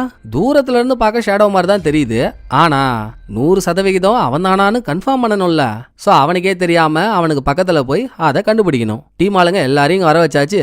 இதோட இவ்வளோ நாளா எந்த வேலையும் கொடுக்காம சானுமே டம்மி பீஸை சும்மா வச்சிருந்தாருல்ல, இப்ப அவ கையில ஒரு ப்ளூடூத்தை கொடுத்து இதுதாமா ஓன் நேரம், நான் தான் ஏற்கனவே சொன்னனே எந்த ஒரு நிலைமையிலையும் ஷேடோ பார்க்காத ஒரு ஆபீசர் இந்த டீம்ல இருக்கணும், அவங்கள வச்சு ஷேடோவை கண்காணிக்கணும்னு. ஷேடோ உன்னை எந்த இடத்துலயும் பார்த்துருக்க மாட்டான். நீ வேலைகளை செய்ய வெளியே போயிருந்தா தானே அவன் உன்னை பார்த்துருப்பான். நீ தாராளமா அவன் கிட்ட போலாம், போய் வேலையை பாருன்னு சான் லேடி காப் அனுப்புனதும் முதல் வேலை இதை நல்லபடியா பார்க்கணும்னு துள்ளி குதிச்சுட்டு கிளம்புன அவளும் நீதானா அது அப்படின்னு ஷேடோ கிட்ட போய் அவனை குறுகுறுன்னு பார்த்தா இவ போலீஸ்ன்றதை அவன் கண்டுபிடிச்சிருவான். ஸோ ஒரு மாதிரி நேக்காத பண்ணணும்ல. லேடி காப் கிட்ட ஒரு பிளானும் இருக்கு. ஷேடோ காய்கறிலாம் வாங்கிட்டு நடந்து வரும்போது தரையில தண்ணி இருக்குங்க. லேடி காப் அதுக்கு பக்கத்துல உட்காந்து லைட் அடிச்சு எதையோ தேடுற மாதிரி தேடிட்டு இருக்கா. நடந்து வர ஷேடோவுக்கு ஒரு டவுட்டு தான், இந்த பொண்ணோட அமைப்பே சரியில்லையேன்னு. ஆனாலும் தண்ணியை தாண்டி நடந்து வரானா தண்ணியில அவனோட ஃபேஸ் தெரியுது. அவன் தான் ஷேடோன்றதையும் லேடி காப் கண்டுபிடிச்சிட்டா. இதை டீம் ஆளுங்கள்ட்ட சொல்ல காதுல இருக்க ப்ளூடூத் மூலியமா தானே சொல்லணும். ஸோ பேசுறதுக்கு காது மேலே கைய வைக்கிறா. அடி லூசே, இப்ப நான் இறங்கி வந்தேன், உன் மூஞ்சி மேல கை வைக்க வேண்டியதா இருக்கும், எட்ரி கைய, நீ காதுல கைய வைக்கிறத பார்த்தா அவன் உசாராயிடுவான் அப்படின்னு சான்ஸ் சொல்லி இவ கையை எடுக்க போகும்போது இவளை தாண்டி நடந்து போன ஷேடோ திரும்பி லேடி காப்பா பாக்குறான். அவ காதுல கைய வச்சிருந்ததை நோட் பண்ணானா என்னன்னு தெரியல. ஆனா ஒண்ணுங்க, ஷேடோவுக்கு சந்தேகம் வந்துருச்சு. போற வழியெல்லாம் சுத்தி முத்தி பாத்துக்கிட்டே நடந்து போறான். லாஸ்டா அவன் ஒரு அபார்ட்மெண்ட்டுக்குள்ள நுழைய அந்த தகவல் மட்டும் பத்தாது, அந்த அபார்ட்மெண்ட்ல மட்டும் கிட்டத்தட்ட 400-500 ஃபிளாட் இருக்கு. இதுல அவன் எங்க இருக்கான்னு எப்படி தேடி கண்டுபிடிக்க முடியும்? ஸோ அபார்ட்மெண்ட்டுக்கு போறவன் எந்த ஃபிளாட்டுக்கு போறான்னு ஃபிளாட் நம்பர் தெரியணும். அதை யாரு கண்டுபிடிக்க போறான்னு யோசிக்கிறப்போ நான் தான் இருக்கேன்ல, நான் பாத்துக்கிறேன்னு லேடி காப்பி லிஃப்ட் ஏற போறவனுக்கு பக்கத்துல போய் நின்னதும் அங்க ஒரு ட்விஸ்ட் அவுத்து விடுறாங்க. லேடி காப் டீம் ஆளுங்கள்ட்ட பேசுறதுக்காக காதல கைய வச்சத ஷேடோ பாத்துட்டாங்க. ஐயோ போச்சான்னு நம்ம பதறதுக்குள்ள அந்த பக்கம் சானுக்குமே ஒரு உறுத்தல், இவன் அந்த பொண்ணு காதல கைய வச்சத பாத்துருப்பானா இல்லையா? அதை தெரிஞ்சுக்க மார்க்கெட்ல நடந்ததெல்லாம் ஒரு கேமரால ரெக்கார்ட் ஆயிருக்குங்க. ஃபுட்டேஜ் எடுத்து பாக்குறாரு. ஷேடோ அதை நோட் பண்ணான்றதையும் தெரிஞ்சுக்கிட்ட சான் இங்க ஷேடோவும் லேடி காப்பும் லிஃப்ட் ஏறிட்டாங்க. லிஃப்ட் கிளம்ப போகுது. பட்டார்னு லிஃப்ட்ல என்ட்ரியை போட்டு லேடி காப் கிட்ட போற மாதிரி ஷேடோவுக்கு தெரியாம அவ காதுல இருக்க ப்ளூடூத்தை ஆளு அழகா அவுத்துறாருங்க. அப்புறம் லேடி காப் பொண்ணு மாதிரியும் சான் அவளோட அப்பா மாதிரியும் பேசி பேசி 2 பேரும் ஒரு நாடகத்தை நடத்த அந்த கேப்ல ஷேடோ லேடி காப் காதுல ப்ளூடூத் இருக்கான்னு எட்டி பாக்குறான். சான் தான் அவுத்துட்டாரு. சோ பிரச்சனை இல்ல போலன்னு அவங்கள அப்பா பொண்ணுன்னு நம்பிடுறான். இன்னமும் ஷேடோ எந்த ஃப்ளோருக்கு போறானோ அந்த ஃப்ளோர் பட்டனை அவன் அழுத்தல. இவங்களும் அழுத்தாம இருந்தா நல்லா இருக்காது இல்லையா? சோ சும்மா நாச்சுக்கு ஒரு ஃப்ளோர் நம்பரை அழுத்தி விட்டாங்க. லிஃப்ட் மேல போயிட்டு இருக்கும்போது கேமரா ஃபிக்ஸ் ஆன ஒரு ஆப்பிள கையில எடுத்த சான் கேமராவோட சேர்ந்து அந்த ஆப்பிள ஒரு கடி கடிச்சிட்டு சீச்சி இந்த ஆப்பிள் என்ன இவ்வளவு கேவலமா இருக்கு, இந்த மாதிரி ஆப்பிள வைக்கிற கடைக்காரன் குஷ்ட வந்து தாண்டா சாவான் அப்படின்னு கேமரா இருக்க அந்த ஆப்பிள கீழே துப்பிடுறாரு. சோ இப்போ லிஃப்டோட விஷுவல் கேமரா மூலியமா தெரியுது. இவங்க லிஃப்ட்டை விட்டு இறங்கிட்டதுக்கு அப்புறம் ஷேடோ எந்த ஃப்ளோருக்கு போறான்னு தெரியணும்ல, அதுக்கான முயற்சி தான் இது. ஒரு வழியா லிஃப்ட் ஏறி சான் எந்த ஃப்ளோரோட பட்டன் அழுத்தினாரோ லிஃப்ட் அந்த ஃப்ளோருக்கு போயிடுச்சுங்க. இறங்கி நடந்து வர இவங்களையே பின்னால இருந்து ஷேடோ பார்த்துக்கிட்டே இருக்கான். உண்மையாவே இவங்க இந்த அபார்ட்மெண்ட்டை சேர்ந்தவங்க தானா, இங்க இவங்களுக்கு வீடு இருக்கான்னு. ரைட்டு, அவனை நம்ப வைக்க ஒரு வழியே இல்ல. ஏதாச்சும் ஒரு வீட்டுக்குள்ள திருட்டுத்தனமா போனாதான் உண்டுன்னு வல்லவனுக்கு புல்லும் ஆயுதன்னு சொல்லுவாங்கல்ல, அந்த மாதிரி சான் போட்டிருந்த கண்ணாடி அவுத்து அதை வச்சே ஒரு வீட்டு கதவை திறந்து என்னமோ சொந்தமா உழைச்சு வாங்கின வீடு மாதிரி சான் வீட்டுக்குள்ள போறாரா. அந்த வீட்டம்மா இவங்களை பார்த்ததும் கத்த போது, கத்தி கித்தி காரியத்தை கெடுத்துறாதடி அப்படின்னு சான் அந்த அம்மாவாய இறுக்கமா பத்திட்டு இருக்காரு. இவங்க வீட்டுக்குள்ள போறத பார்த்துட்டு ஷேடோவும் லிஃப்ட் ஏறி அவன் எந்த ஃப்ளோருக்கு போகணுமோ அதோட பட்டன் அழுத்துறான். இதை விஷுவல் மூலியமா பார்த்த டீம் ஆளுங்க ஷேடோ அவன் ஃப்ளோருக்கு வரதுக்குள்ள ஃப்ளோர்ல எல்லா இடத்துலயும் கேமராவை செட் பண்ணிடுறாங்க. அதை வச்சே ஷேடோவோட பிளாட் நம்பரையும் கண்டுபிடிச்சாச்சுங்க. இனிமேல் 24/7 சர்வேலன்ஸ் தான். ஷேடோ வீட்டுக்கு வெளியே வச்ச குப்பையெல்லாம் எடுத்துட்டு வந்து நோண்டுறாங்க. அதுல கிழிச்சு போட்ட நிறைய பேப்பர்ஸ் இருக்கு. எது எதோட சேருமோ அதை அதோட அலைன் பண்ணி ஆர்டரா வச்சு பார்த்தா இது எல்லாமே நம்பர் பசில்ஸ். பட் அது எதையுமே சால்வ் பண்ண முடியாது, எல்லாமே அன்சால்வ்டு பசில்ஸ். சால்வ் பண்ண முடியாத ஒன்னு எதுக்காக வாங்கிட்டு வரணும், அப்புறம் எதுக்காக அதை கிழிச்சு போடணும், இது தெரியாம நம்ம ஆளுங்க யோசிச்சுட்டு இருக்காங்களா? அப்புறம் ஷேடோவோட வீட்டுல தெர்மல் கேமராலாம் வச்சு வேவு பார்க்கும்போது அப்பப்போ ஷேடோ அமைதியா ஒரு சேர்ல உட்காந்து இந்த பபுள் ஷீட்னு ஒன்று இருக்கும் பாருங்க, அதுல இருக்க பபுள்ஸ் எல்லாம் டொபுக்குன்னு உடச்சிட்டு இருக்கான். ஏன் இந்த நம்பியார் கால நான்சென்ஸ் இந்த மாதிரி பண்ணுதுன்னு இதுவுமே புரியல. அப்புறம் அடுத்த ஒரு சீன்ல சான் மார்க்கெட்ல பழம் வாங்கிட்டு இருக்கும்போது இன்னமும் ஷேடோவுக்கு சான் மேல இருக்க சந்தேகம் போல சான் கிட்ட வந்து பேச்சு கொடுக்குறான். சப்போஸ் சான் அந்த அபார்ட்மெண்ட் சேர்ந்தவரா இருந்தா அடிக்கடி இந்த மார்க்கெட்டுக்கு வந்திருப்பாரு. அப்போ ஓரளவுக்கு இந்த மார்க்கெட்ல இருக்க கடைகளும் கடையை நடத்துற ஆளுங்களும் பழக்கமா இருப்பாங்கல்ல. சோ ஷேடோ அதுக்கேத்த மாதிரி கேள்வி கேட்டு மடகலான்னு பாக்குறான். இவ்வளோ பண்ணிட்டு மண்டை மேல இருக்க கொண்டையை மறக்கிறதுக்கு சான் என்ன வடிவேலா? ஆல்ரெடி கடையை பத்தியும் கடையை நடத்துற ஆளுங்களை பத்தியும் நல்லா தெரிஞ்சு வச்சிருக்காரு. சோ ஷேடோவுக்கு எந்தவித சந்தேகமும் வராத மாதிரி பதில சொல்லிட்டு கூடவே ஏங்க ஃப்ரீயா இருந்தா நைட்டு வீட்டுக்கு வாங்கலாம், நம்மளே செஞ்சு நம்மளே சாப்பிடுவோம் அப்படின்னு சான் கூப்பிட்டு ஷேடோவும் நைட்டு சானோட வீட்டுக்கு வராங்க. இவன் வந்துட்டு போற வரைக்கும் சானும் லேடி காப்பும் அப்பா பொண்ணாவே வேஷம் போட்டு இவனை நம்ப வச்சு அனுப்பி விடுறாங்க. அப்படி இருந்துங்க இவனுக்கு சந்தேகம் போல. சான் லேடி காப் அவங்க 2 பேரோட பேக்ரவுண்டையும் செக் பண்ண சொல்லி ஹேக்கர் கிட்ட சொல்றான். அவனும் முதலாளி நான் அதெல்லாம் பண்ணிட்டேன் முதலாளி, எந்த பிரச்சனையும் இல்லைன்னு சர்டிபிகேட் கொடுக்குறான். பட் இதுல ஹேக்கர் வச்சிருக்க ஒரு ட்விஸ்ட் என்ன தெரியுங்களா? போலீஸ் ஷேடோவை சர்வேலன்ஸ் பண்றாங்கன்னு அவனுக்கு தெரியுது. ஆனா அதை அவன் ஷேடோ கிட்ட சொல்லல, மறைச்சிட்டான். போலீஸ் ஷேடோவை ஃபாலோ பண்றதே எதுக்காக? அவனை வச்சு அவன் டீம் ஆளுங்களையும் பிடிக்கணும் தானே.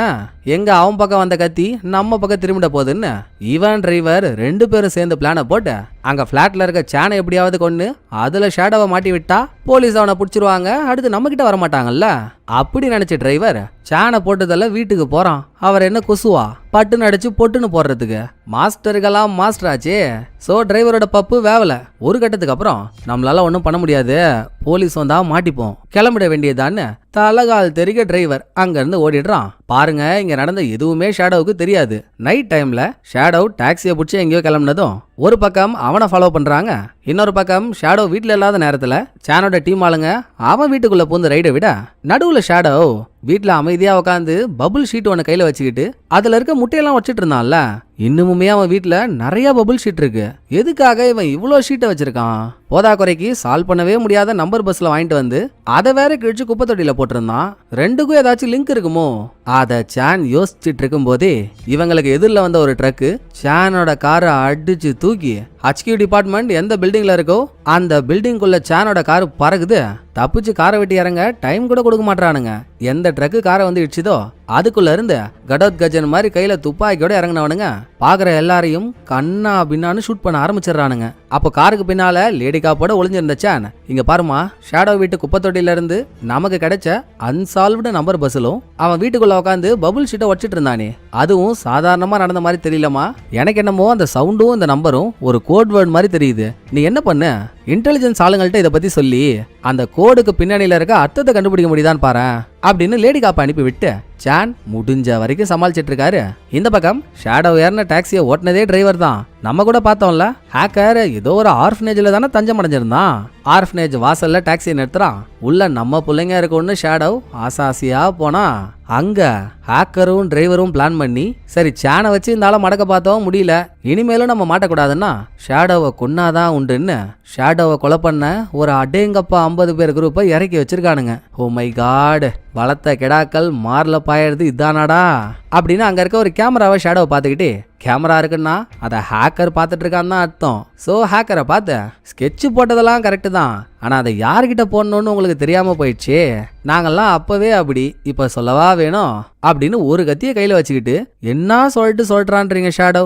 கண்ணு முன்னால வர எல்லாரையும் மானவரியா குத்தி கிழின்னு கிழிகிறான். ஒரே டைம் இங்கேயும் சண்டை ஓடுது, அங்க சான் இருக்க இடத்துலயும் துப்பாக்கில இருந்து குண்டு மழை பொழியுது. எப்படியோங்க இங்க தன்னை கொலை பண்ண வந்த எல்லாரையும் கொன்னு ஷேடோ தப்பிச்சிட்டான். அதே மாதிரி அங்க ஸ்டேஷன்ல நடுவுல ஸ்வாட் டீம் ஆளுங்க வந்து, மேடம் நாங்க வந்துட்டோம்ல, இனிமேல் நாங்க பாத்துக்கிறோம், நீங்க தைரியமா இருங்கன்னு சப்போர்ட் பண்ணி அங்கேயும் நிலைமைய கட்டுப்பாட்டுக்குள்ள கொண்டு வந்துட்டாங்க. சரி, அதோட ஷேடோ இருக்க இடத்துல எல்லாம் முடிஞ்சிடும்னு பார்த்தா யார் இல்லைனாலும் பரவாயில்ல, நான் உன்னை கொன்னே திருவன்னு டிரைவர் வந்து நிக்கிறான். வாடா வா, பெத்த புள்ள மாதிரி நினைச்சனேடா உன்ன, ஆனா பாம்புக்கு பால் வாங்குறது தப்புன்னு காட்டிட்டல்ல, இன்னைக்கு பாத்துருவோம் நீயா நானான்னு அப்படின்னு ஷேடோ டிரைவரையும் விட்டு வைக்கல. சில நிமிஷம் சண்டைக்கு அப்புறம் டிரைவரையும் கொன்னுடுறான். இதை கேமரா மூலியமா பார்த்த ஹேக்கரோ அண்ணன் போயிட்டானேன்னு துடிக்கிறான். ஆல்ரெடி அங்க பாம்பெல்லாம் செட் பண்ணி வச்சிருக்கானுங்க. முட்டா பையன் டிரைவருக்கு அறிவு வேணாம், ஷேடோ எல்லாரையும் கொண்டுட்டா என்ன, பாம்பை வெடிக்க வச்சு அவன் கதையை முடிக்க வேண்டியது தானே. நானே தான் கதையை முடிப்பேன்னு இவன் முடிவை இவனே தேடிக்கிட்டான். ஸோ கேமரால அண்ணன் போயிட்டான்றதை பார்த்து வெறியான ஹேக்கர் சிங்கிள் டச்சில் பாம்பை வெடிக்க வச்சதும் இங்க போலீஸ் ஸ்டேஷன் வந்தா அங்கேயும் நிலைமையே சரி பண்ணியாச்சு. சண்டைக்கு நடுவுல சான் லேடி காப் கிட்ட சொன்னாருல்ல, கோட் வேர்டுக்கு பின்னணியில இருக்க அர்த்தத்தை கண்டுபிடிமான்னு, அதை கண்டுபிடிச்சிட்டாங்க. கோடான் டீன்ற பேர் தாங்க கோட் வேர்டுக்கு பின்னால இருந்த வார்த்தை. அதை கேட்டதும் அங்க இருந்த ஒரு லேடி போலீஸ்க்கு ஐயோ இந்த பேரானு ஒரு ஷாக்கு. ஏன்னா அந்த பணத்துக்கு சொந்தக்காரனான பெரிய கம்பெனியோட CEO 3 வருஷத்துக்கு முன்னால பணத்தோட ஓன்னா, அப்புறம் அவன் செத்துட்டான். கிரிப்டோ கரன்சியா இருக்க அந்த பணம் எங்க இருக்குன்னே தெரியாம இருந்துச்சுல்ல. கிரிப்டோ கரன்சின்றதே ஒரு டிஜிட்டல் காசு தானே, அதை இங்க இருக்க ஒரு லாக்கர்ல தான் பத்திரமா வச்சிருந்திருப்பாங்க. போய் பார்த்தா லாக்கர் திறந்திருக்க, உள்ள இருந்த கிரிப்டோ கரன்சியை காணோம். ஆஹா, கொஞ்ச நேரத்துக்கு முன்னால ஸ்வாட் டீம் ஆளுங்கன்னு சில பேர் வந்தானுங்களே, வந்ததும் மேடம் எல்லாத்தையும் நான் பாத்துக்கிறேன்னு சொல்லும் போதே நான் சுதாரிச்சிருக்கணும். அவனுக்கு தான் ஆட்டிய போட்டதா அப்படின்னு லேடி போலீஸ்க்கு இப்பதான் வரைக்குது. கரெக்டுங்க, ஸ்வாட் டீம் ஆளுங்க மாதிரி வந்தானுங்கல்ல, அது திருட்டு கோட்டுங்க தான். சோ அழகா பிளான் போட்டு தூக்கிட்டானுங்க.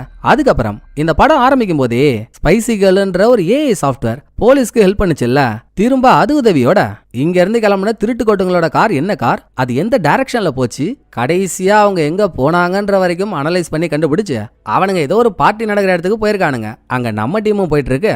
இங்க நல்லா நரம்பு தளர்ச்சி வந்த நல்ல தண்ணி தவளை மாதிரியே இருப்பான்ல ஷேடோ, செத்துருப்பான்னு பார்த்தா சாவலங்க, உயிரோட தான் இருக்கான். அங்க போன இன்ஸ்பெக்டர் அவனை அரெஸ்ட் பண்ணி கூட்டிட்டு வராரு. பார்ட்டிக்கு வந்த போலீஸை பார்த்ததும் திருட்டு கோட்டுங்க தனித்தனியா பிரிஞ்சு ஓடுறானுங்க. அதுல சான் ஹேக்கரை துரத்திக்கிட்டு போக ஹேக்கரை காப்பாத்த குறுக்க 2 பேர் வந்து தலையை விடுறானுங்க. சோ சானுக்கும் அந்த 2 பேருக்கும் சண்டை நடக்குது. இந்த கேப்ல ஹேக்கர் எங்க போனானே தெரியலங்க.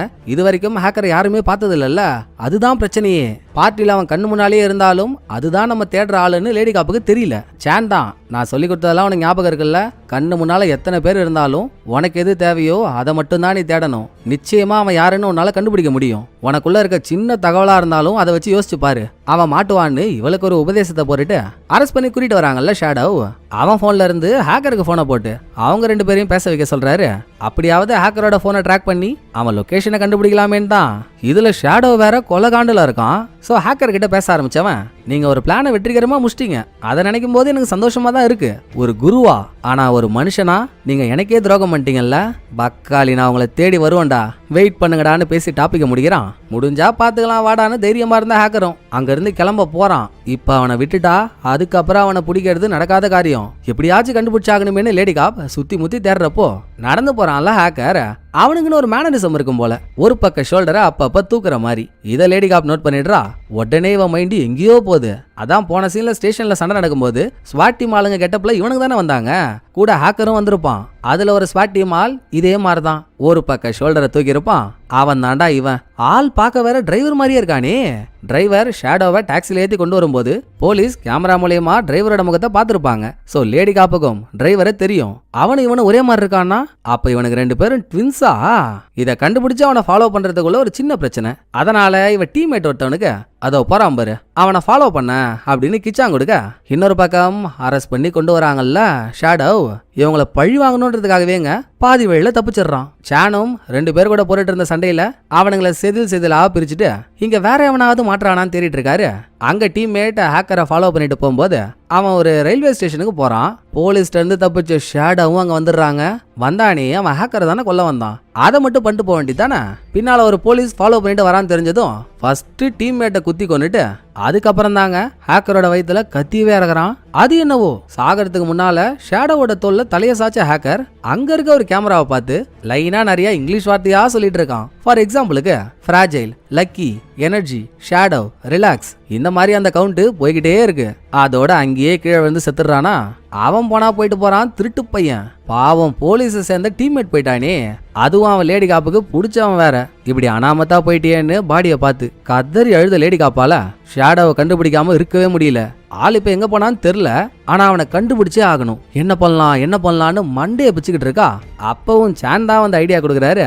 அதாவதுமா இவனுங்க முதல் முறையா ஒரு ஆளோட 400 கோடி ரூபாய் கிரிப்டோ கரன்சியை திருநானுங்கல்ல, அது அந்த அக்கௌண்ட்ல இருந்து வேற அக்கௌண்ட்டுக்கு மாறிடுச்சு தானே, திரும்ப அது எங்கேயும் மாறல. கரெக்டா? கிரிப்டோ கரன்சின்றது இப்ப வந்த ஒண்ணு, பழைய ஆளுங்களுக்கு அதை பத்திலாம் தெரியாது. கையில வர காசு மட்டும் தான் அவனுங்களுக்கு தெரியும். ஷேடோவோ பழைய ஆளு.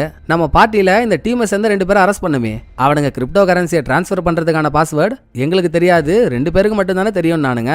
ஒருத்தவன் ஹேக்கர் செத்துட்டான், இன்னொருத்தவன் ஷேடோ.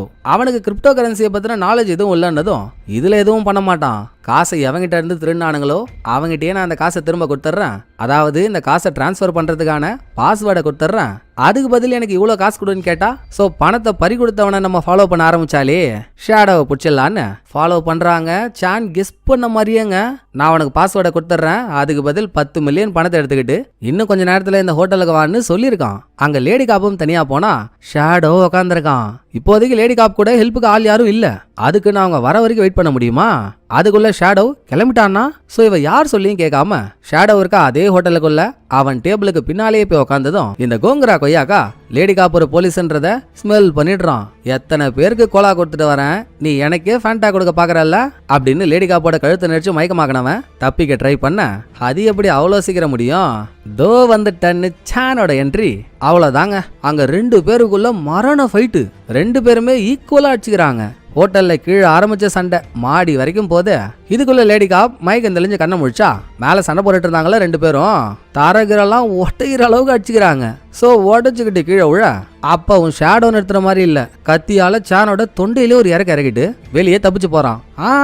நீ என்ன பத்திலாம் கவலைப்படாத, காயம் ஒன்னும் அவ்வளவு ஆழமாலாம் இல்ல, வெளியே போறான் பாரு, நீ அவனை புடி அப்படின்னு சான் லேடி காப்பா அனுப்பி விட்டதும் ஷேடோ தான் ஒரு மாயக்காரனாச்சே, செகண்டுக்கு செகண்ட் கெட்டப்பா மாத்திடுவான். இப்ப என்ன கெட்டப்புல வெளியே உலா வந்துட்டு இருக்கானே தெரியல. எப்படி பிடிக்கிறதுன்னு லேடி காப் குழப்பமாகி உட்காரும் போது சான் இவளுக்கு சொல்லி கொடுத்த டெக்னிக் மட்டும்தான் திரும்ப திரும்ப மண்டைக்குள்ள ஓடிக்கிட்டே இருக்கு. அதை யோசிச்சுக்கிட்டே கபக்குன்னு பாயிண்ட பிடிச்சிடறா. ஆமா, இந்த ஷேடோ சான் கிட்ட சண்டை போடும்போது அவன் கையில பேண்டட் கட்டியிருந்தான்ல, என்னதான் கெட்டப்ப மாத்தினாலும் பேண்டட் அவுத்து தூக்கி போடலாம் வாய்ப்பே இல்ல. சோ எவன் கையிலடா பேண்டட் இருக்குன்னு கூட்டத்துக்குள்ள லேடி காப் கண்ணை ரொட்டேட் விட்டதும் ஷேடோ சிக்கிக்கிச்சு. இதை லேடி காப் டீம் ஆளுங்கள்ட்ட சொல்லி ஒரு சர்ச்சு கிட்ட அவனுக்கு செட்டிங்க போட்டானுங்க. இப்ப அவனை அங்க டைவர்ட் பண்ணி வர வைக்கணும். அதுக்கு என்ன, என் டீம் இருந்தா போதும், என்னால என்ன வேணும்னா பண்ண முடியும். இதை லேடி காப் சொல்லும் போதே மீதி டீம் ஆளுங்கெல்லாம் வந்துடுறாங்க. ஷேடோ எந்த திசையில போனாலுங்க அவன் சர்ச்சு கிட்ட தான் போகணுன்ற மாதிரி எல்லா இடத்துலயுமே அவங்க பிளாக் பண்ணதும் நம்ம மாட்டிக்க போறோம்னு தெரியாம தப்பிக்கிறதா நினைச்சு அவனும் சந்து சந்தா போய் கடைசியா அவங்க வச்ச செக்ல மாட்டிக்கிறான். அவனை பிடிக்க முக்கிய காரணமே லேடி காப் தானே. இவ கையாலேயே அவனை அரெஸ்ட் பண்ண வைக்கிறாங்க. யார் கையிலயும் சிக்காத அந்த நிழல் ஒரு பொண்ணு கையில மாட்டிக்கிச்சு. இவனை அரெஸ்ட் பண்ண ஆரம்பிச்சது தாங்க படம். சோ அரெஸ்ட் பண்ணதோட படம் முடியும்னு பார்த்தா கடைசியா நம்ம எதிர்பார்க்காத ஒரு அன்எக்ஸ்பெக்டட் கிளைமேக்ஸ் ட்விஸ்ட். செத்தான்ல ஹேக்கர், அவன் ஒரு ஹேக்கர் அப்படின்னா அவன் சிஸ்டம்ல ஹேக் பண்றதுக்கான கோடு நிறைய இருக்கணும்ல, அந்த மாதிரி எந்தவித கோடுமே அவன் சிஸ்டம்ல இல்லங்க. இது இல்லாம அடிக்கடி டார்க் வெப்ல யாரு கூடவோ சாட் பண்ணிட்டு இருந்திருக்கான். யாரு கூட சாட் பண்ணாலாம் தெரியல. இத சானும் லேடி காப்பும் பேசிட்டு இருக்கும்போது இவங்க யாரை பத்தி பேசிட்டு இருக்காங்களோ அந்த மர்மமான நபரை காட்டுறாங்க. ஹேக்கர் சாகிறதுக்கு முன்னால கேமராவை பார்த்து லைனா நிறைய இங்கிலீஷ் வார்த்தையா சொன்னான்ல, மர்ம நபர் அது ஒன்னையும் ஆர்டரா போட்டுட்டு இருக்காங்க. ஒருவேளை கிரிப்டோ கரன்சியை டிரான்ஸ்ஃபர் பண்றதுக்கான பாஸ்வேர்ட் தானோ இது. 11 வார்த்தையே போட்டான். ஹேக்கர் 12வது வார்த்தையை சொல்றதுக்குள்ள அவன் உயிர் பரிதாபமா போயிடுச்சு. 12வது வார்த்தை தெரியாம மர்ம நபர் முடிச்சிட்டு இருக்கானா. மேட்ரும் ட்விஸ்டும் அது இல்ல. யார் இந்த மர்ம நபர்னு காட்டினா ஆள் பார்க்க அப்படியே டிரைவர் ஹேக்கர் இவங்க 2 பேர் மாதிரியே இருக்கான். சோ அந்த ஃபேமிலியில அவனுங்க ட்வின்ஸ் இல்ல, 3 பேரும் ஒரே மாதிரி பிறந்தா அது எப்படிங்க சொல்லுவானுங்க? த்ரீசா ஏதோ ஒரு கருமாந்திரம். இவனுங்க 3 பேரும் ஒட்டி பிறந்த மும்மூர்த்திகள். அடடா, அப்படின்னா இவன் 2 தம்பிங்களோட சாவுக்கு பழிவாங்க வருவானே. இனிமேல் தானே கதை சூடே பிடிக்க போகுது அப்படின்னு நம்ம ரெடி ஆகும் போதே படத்தோட கதை முடியுது. கண்டிப்பா அதுல பார்ட் 2 வரும்னு நினைக்கிறேங்க. வணக்கம். 2025ல வெளியான ஒரு படம் தி ஷேடோஸ் எட்ஜ் உலகத்தையே திரும்பி பார்க்க வச்சுது. அதுவும் ஒரு பழைய ஹாங்காங் படத்தோட ரீமேக். ஆனா ஜாக்கி சான், டோனி லியோங், காஃபே மாதிரி பெரிய தலைகளெல்லாம் சேர்ந்து நடிச்ச படம். இன்னைக்கு நாம பார்க்க போறது இந்த படத்தை பத்தி தான். உங்களுக்காக விக்கிபீடியா பக்கத்துல இருந்து எல்லா தகவல்களையும் திரட்டி இருக்கோம். ஆனா இது வெறும் ஒரு படத்தோட கதை சுருக்கம் இல்ல. கரெக்ட். ஒரு ரீமேக் எப்படி $150 மில்லியன் மேல வசூல் செஞ்சு ஒரு பிளாக் பஸ்டர் ஆச்சு. வெறும் ஜாக்கி சானோட புகழ்தான் காரணமா, இல்ல இதுக்கு பின்னாடி வேற ஏதாச்சும் ஒரு ஃபார்முலா இருக்கா? வாங்க இத பத்தி ஆழமா பார்க்கலாம். சூப்பர். அப்ப முதல் கேள்வியே கதை தான். என்னதான் கதை இதுல? ஒரு ரிட்டையர்ட் ஆபீசர் திரும்பவும் வேலைக்கு வர்ற அந்த வழக்கமான கதை தானா? மேலோட்டமா பார்த்தா அப்படிதான் தெரியும். ஜாக்கி சான் வாங் டக் சாங்கிற ஒரு பழைய கண்காணிப்புத்துறை நிபுணர். பல வருஷமா தலைமறைவா இருக்கிற ஃபூலங் செங்குங்கிற ஒரு பயங்கரமான கிரிமினலை பிடிக்க திரும்பவும் களத்துல இறங்குறாரு. ஓ, அந்த கிரிமினல் ரோல்ல தான் டோனி லியோங் காஃபை. அதேதான், சும்மா மிரட்டி இருக்காரு. கதை நடக்கிறது மக்காவ் நகரத்துல. ஓகே, அப்போ ஒரு பூனையலி ஆட்டம் தான். ஆனா இதுல புதுசா என்ன இருக்கு? ஏன்னா இந்த கதைக்களம் கொஞ்சம் பழசா கேக்குதே. அங்கதான் இயக்குனர் ஒரு ட்விஸ்ட் வச்சிருக்காரு. இது வெறும் 2 மனுஷங்களுக்கும் நடுவுல நடக்கிற போட்டி இல்ல, அப்புறம் 2 உலகங்களுக்கு நடுவுல நடக்கிற யுத்தம். ஒரு பக்கம் ஜாக்கி சானோட பழைய பாணி புலனாய்வு, அதாவது ஆட்களை வச்சு நோட்டம் பாக்குறது, சின்ன சின்ன ததயங்களை வச்சு குற்றவாளியை நெருங்கிறது. பழைய ஸ்கூல் டெக்னிக். ஆமா. இன்னொரு பக்கம் டோனி லியோங்கோட கும்பல். அவங்க கிட்ட அதிநவீன டெக்னாலஜி, ஹேக்கிங், ஏஐன்னு எல்லாம் இருக்கு. முழு நகரத்தையுமே அவங்க கட்டுப்பாட்டுல வச்சிருக்காங்க. பழங்கால புத்திசாலித்தனம் நவீன தொழில்நுட்பத்தை ஜெயிக்குமாங்கிறது தான் போராட்டம். சுவாரஸ்யமா இருக்கு. நீங்க முதல் போராட்டம்னு சொன்னீங்க, அப்போ 2வது ஒண்ணு இருக்கா? அதுதான் படத்தோட இமோஷனல் கோர். ஜாக்கி சானுக்கு உதவியா ஹீ கியூகோன்னு ஒரு இளம்பெண் போலீஸ் ஆபீசர் வராங்க. ஓகே. அவங்க அப்பா பல வருஷத்துக்கு முன்னாடி ஒரு மிஷன்ல இறந்து போயிருப்பாரு. அதுக்கு ஜாக்கி சான் தான் காரணம்னு அவங்க மனசுல ஒரு பெரிய வன்மம் இருக்கு. அப்படியா? ஆமா. சோ ஒரு பக்கம் தன் எதிரிய ஜெயிக்கணும், இன்னொரு பக்கம் தன்னோட வேலை பார்க்குற இடத்திலேயே தனக்கு பிடாத ஒரு சீனியர் கூட வேலை செய்யணும். இந்த கோபம், அந்த பாச போராட்டம் படத்துக்கு ஒரு நல்ல ஆழத்தை கொடுக்குது. அப்போ இது வெறும் ஆக்ஷன் படம் மட்டும் இல்ல, உள்ளுக்குள்ள ஒரு பர்சனல் டிராமாவும் ஓடுது. கரெக்டா சொன்னீங்க. இந்த மாதிரி ஒரு கதைக்களத்துக்கு நடிகர் தேர்வு ரொம்ப முக்கியமாச்சே. 71 வயசுல ஜாக்கி சான் எப்படி இதெல்லாம் பண்ணார்? அதுதான் ஆச்சரியம். இந்த வயசுலயும் டூப் இல்லாம ஸ்டன்ஸ்ல இறங்கியிருக்காரு. ஆனா அவரை விட என்ன கவர்ந்தது நடிகர் ஷீஷா. ஷீஷ்வாவா? ஆமா, ஒரே படத்துல 3 அலகல கதாபாத்திரங்கள்ல நடிச்சிருக்காரு. என்னது 3 ரோலா? அது எப்படி சாத்தியம்? சொல்றேன். வில்லன் டோனி லியூங்குக்கு 2 வளர்ப்பு மகன்கள் இருப்பாங்க, இரட்டையர்கள், ஷீவாங் ஷீமெங். Okay, twins. அந்த 2 கேரக்டர்லயும் அவரே தான் வராரு. படத்தோட கடைசியில போஸ்ட் கிரெடிட் சீன்ல இவங்களோட 3வது சகோதரன் ஷீ டாயின் ஒருத்தன் வருவான், அதுவும் அவர்தான். வாவ். அது அடுத்த பாகத்துக்கான லீடு. ஒரே படத்துல 3 வித்தியாசமான ஆட்களா நடிச்சு அசத்தி இருக்காரு. இதுவே பெரிய விஷயம். ஆனா நான் கேள்விப்பட்டது இதுல ஒரு K-pop ஸ்டாரும் நடிச்சிருக்காரு, வென் ஜுன்ஹுய்.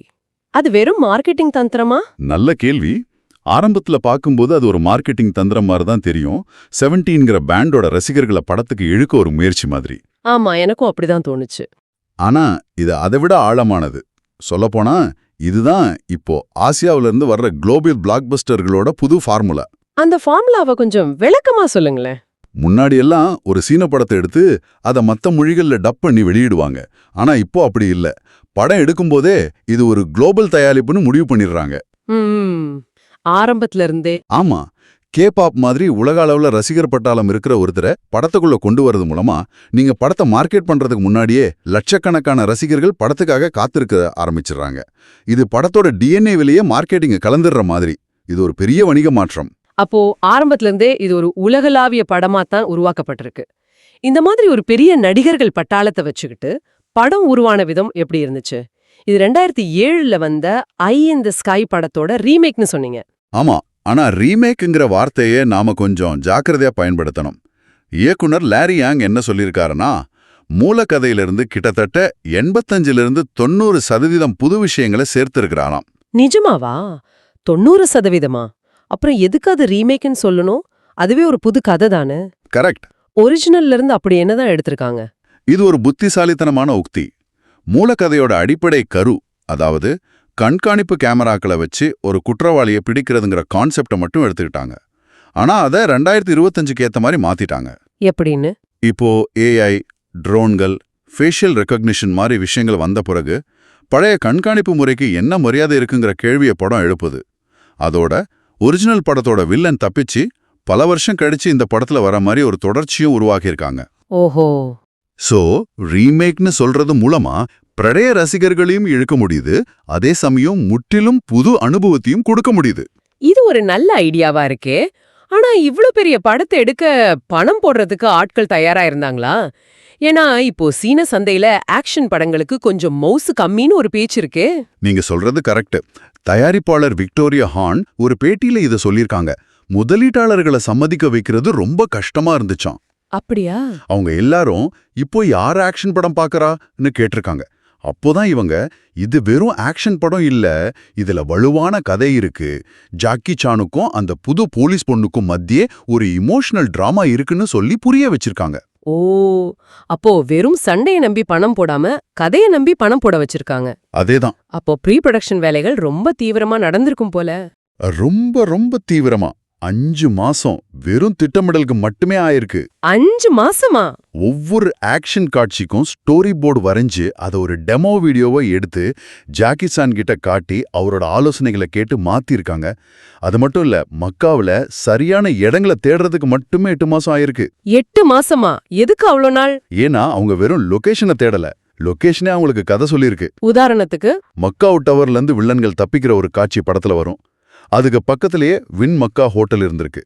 அதை பார்த்த உடனே இயக்குனருக்கு, ஆஹா, இங்கிருந்து அங்க குதிச்சா எப்படி இருக்கும்னு ஒரு ஐடியா வந்திருக்கு. அந்த இடம் ஒரு காட்சியை உருவாக்க உத்வேகம் கொடுத்திருக்கு. அப்படி பார்த்து பார்த்து செதுக்கியிருக்காங்க. கேட்கும்போதே பிரம்மாண்டமா இருக்கு. படப்பிடிப்புல ஏதாவது சுவாரஸ்யமான விஷயங்கள் நடந்துச்சா? நான் சினியால்டா V2ன்னு ஒரு புது கேமரா பயன்படுத்தினதா படிச்சேன். ஆமா, அந்த கேமரா தான் சண்டை காட்சிகள்ல வேகமான அசைவுகளையும் நடிகர்களோட முகபாவனைகளையும் ரொம்ப க்ளோஸ் அப்ல அழகா படம் பிடிக்க உதவி இருக்கு. ஆனா இதை விட ஒரு சின்ன கிசுகிசு இருக்கு. சொல்லுங்க. ஜாக்கி சானோட சின்ன வயசுல 7 லிட்டில் ஃபார்ச்சூன்ஸ் குழுவுல இருந்த UNQங்கிற நடிகை இந்த படத்துல ஒரு சின்ன கேமியோ லல் பண்ணியிருந்தாங்க. ம். ஆனா எடிட்டிங்ல அந்த காட்சியை தூக்கிட்டாங்க. ஜாக்கி சானே ஒரு பேட்டியில தயவு செஞ்சு அந்த காட்சியை நீக்காதீங்கன்னு இயக்குனர்கிட்ட கேட்டதாகவும், ஆனா கதை ஓட்டத்துக்காக நீக்க வேண்டியதா போச்சுன்னு சொல்லியிருக்காரு. அட பாவமே. சரி, இவ்ளோ கஷ்டப்பட்டு இவ்ளோ திட்டமிட்டு எடுத்த படத்துக்கு என்ன பலன் கிடைச்சது? மக்கள் எப்படி ஏத்துக்கிட்டாங்க? பலன் அமோகமா கிடைச்சது. பாக்ஸ் ஆபீஸ்ல படம் பட்டைய கிளப்பிருச்சு. உலக அளவுல 159.2 மில்லியன் அமெரிக்க டாலர் வசூல் பண்ணி சீனால பல வாரங்களுக்கு நம்பர் 1 இடத்துல இருந்துச்சு. அப்போ விமர்சகர்கள் எல்லாரும் கொண்டாடி இருப்பாங்களே. அங்கதான் ஒரு சுவாரஸ்யமான பிளவு இருக்கு. விமர்சனங்கள் கலவையா வந்துச்சு. ஓ. ராட்டன் டொமேட்டோஸ்ல 80% பாசிட்டிவ் ரேட்டிங் கிடைச்சது. ஆனா ஆழமா பார்த்தா ஒவ்வொருத்தரும் ஒவ்வொரு மாதிரி படத்தை அணுகியிருக்காங்க. சவுத் சைனா மார்னிங் போஸ்ட் பத்திரிக்கை ஆக்ஷன் காட்சிகள் சூப்பர், ஆனா தேவையில்லாத சென்டிமெண்ட் காட்சிகள் ரொம்ப அதிகம்னு சொல்லி 5க்கு 3 ஸ்டார் கொடுத்தாங்க. ஓகே, அப்ப ஆக்ஷன் நல்லா இருந்திருக்கு. ஆனா 8 டேஸ்ங்கிற பத்திரிக்கை 5க்கு 3.5 ஸ்டார் கொடுத்து சமீப வருஷங்கள்ல ஜாக்கி சானோட பெஸ்ட் ஆக்ஷன் படம் இதுதான் பாராட்டியது. ஜாக்கி சானுக்கும் டோனி லியூக்கும் மத்திய நடக்கிற அந்த ஆட்டம் ரொம்ப விறுவிறுப்பா இருக்குன்னு சொன்னாங்க. ஆனா எல்லாருமே இப்படி பாசிட்டிவா சொல்லலையே. சில பேர் ரொம்ப கடுமையா விமர்சனம் செஞ்சதா படிச்சேன். கரெக்ட். தி ஸ்ட்ரைட்ஸ் டைம்ஸ் பத்திரிகை 5க்கு வெறும் 2 ஸ்டார் கொடுத்து இவ்வளோ பெரிய நட்சத்திர பட்டாளம் இருந்தும் கிளிஷேக்களால் நிரம்பிய ஒரு இலக்கே இல்லாத படம்னு கழுவி ஊத்திட்டாங்க. இது ரொம்ப குழப்பமா இருக்கே. ஒரே படத்தை ஒருத்தர் பெஸ்ட்னும் இன்னொருத்தர் மொக்கானும் சொல்றாங்க. ஏன் இந்த மாதிரி ஒரு பெரிய வேறுபாடு?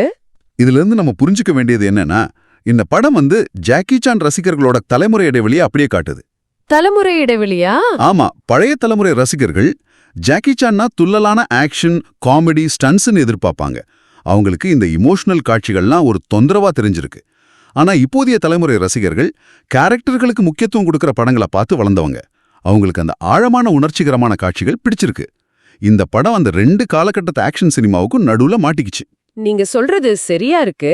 அதனாலதான் சிலருக்கு கிளீஷேவாவும் சிலருக்கு புதுசாவும் தெரிஞ்சிருக்கு.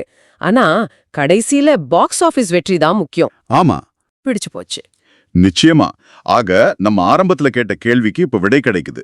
தி ஷேடோஸ் எட்ஜ் படத்தோட வெற்றிக்கு காரணம் வெறும் ஜாக்கி சான் மட்டும் இல்ல. அது ஒரு ஃபார்முலா. ஆமா, அது ஒரு கணக்கச்சிதமான ஃபார்முலா. ஒரு பழைய பரிச்சயமான கதையை எடுத்து அதுல இன்றைய தொழில்நுட்ப உலகத்துக்கு தேவையான AI போன்ற விஷயங்களை சேர்த்து கேபாப் ஸ்டார் மாதிரி உலக ரசிகர்களை கவர ஒரு அம்சத்தை உள்ள வச்சு உணர்வுபூர்வமான ஒரு கதையோட சொன்னா அது ஒரு குளோபல் ஹிட் ஆகுங்கிறது தான் அந்த ஃபார்முலா. அருமையான அலசல். அப்போ இதோட இந்த கதை முடிஞ்சுதா? இல்லவே இல்ல. இங்கதான் அசல் கதையே ஆரம்பிக்குது. அப்படியா? ஜனவரி 7, 2026ல ஜாக்கி சானே அதிகாரப்பூர்வமா இதோட 2ஆம் பாகம் உருவாகும்னு அறிவிச்சிருக்கார். ஓ. படத்தோட கடைசியில வர்றானே அந்த 3வது சகோதரன், அவன் அண்ணன்களை கொன்னதுக்காக நம்ம ஹீரோக்களை பழிவாங்க வர்றது தான் அடுத்த பாகத்தோட கதையா இருக்கும். கேக்கும் போதே அடுத்த பாகத்துக்கு எதிர்பார்ப்பு எகிரிருச்சு. சரி, இந்த உரையாடலை முடிக்கிறதுக்கு முன்னாடி நீங்க யோசிக்கிறதுக்காக ஒரு விஷயம் சொல்லுங்க. இந்த படத்தோட மையக்கருவே பழைய மனித மூளைக்கும் நவீன தொழில்நுட்பத்துக்கும் மத்திய நடக்கிற போட்டி தான். ஆனா இந்த படத்தையே அத்தியாதுனிக கேமராக்கள், விஷுவல் எஃபெக்ட்ஸ்னு பயங்கரமான தொழில்நுட்பத்தை உபயோகப்படுத்தி தான் எடுத்திருக்காங்க. இது ஒரு மாதிரி முரண்பாடா இல்லையா? ஆமா, அது ஒரு சுவாரஸ்யமான முரண்பாடு தான். ஒரு படம் எந்த தொழில்நுட்பத்தை விமர்சிக்குதோ அதே தொழில்நுட்பத்தை நம்பித்தான் அதோட பிரம்மாண்டத்தையே காட்டுது. இது அந்த படத்தோட மையக்கருத்தை பலவீனப்படுத்துதா, இல்ல இதுதான் இன்றைய யதார்த்தம், அதாவது தொழில்நுட்பத்தை எதிரியா பார்க்காம அதை ஒரு கருவியா சரியா பயன்படுத்தினா மனுஷனோட திறமை இன்னும் ஜொலிக்கும்னு சொல்ல வர்றாங்களா? இதை நீங்க யோசிச்சு பாருங்க.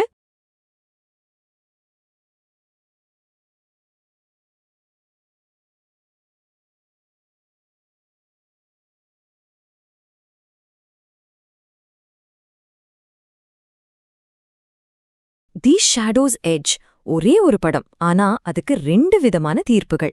ஒரு பக்கம் விமர்சகர்கள், இன்னொரு பக்கம் ரசிகர்கள். 2 பேருக்கும் நடுவுல கருத்துல ஒரு பெரிய மலை மாதிரி வித்தியாசம். அது ஏன்?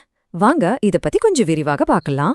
முதல்ல இந்த படத்தோட பெரிய ஹைலைட்டே இவர்தான், நம்ம ஆக்ஷன் கிங் ஜாக்கி சான். தன்னோட 71 வயசுல ஒரு புத்தம் புது ஆக்ஷன் படத்தோட கம்பேக் கொடுத்திருக்காரு. ஆமாங்க, நீங்க கேட்டது சரிதான், 71 வயசுல. இதுவே ஒரு பெரிய ஆச்சரியம் இல்லையா?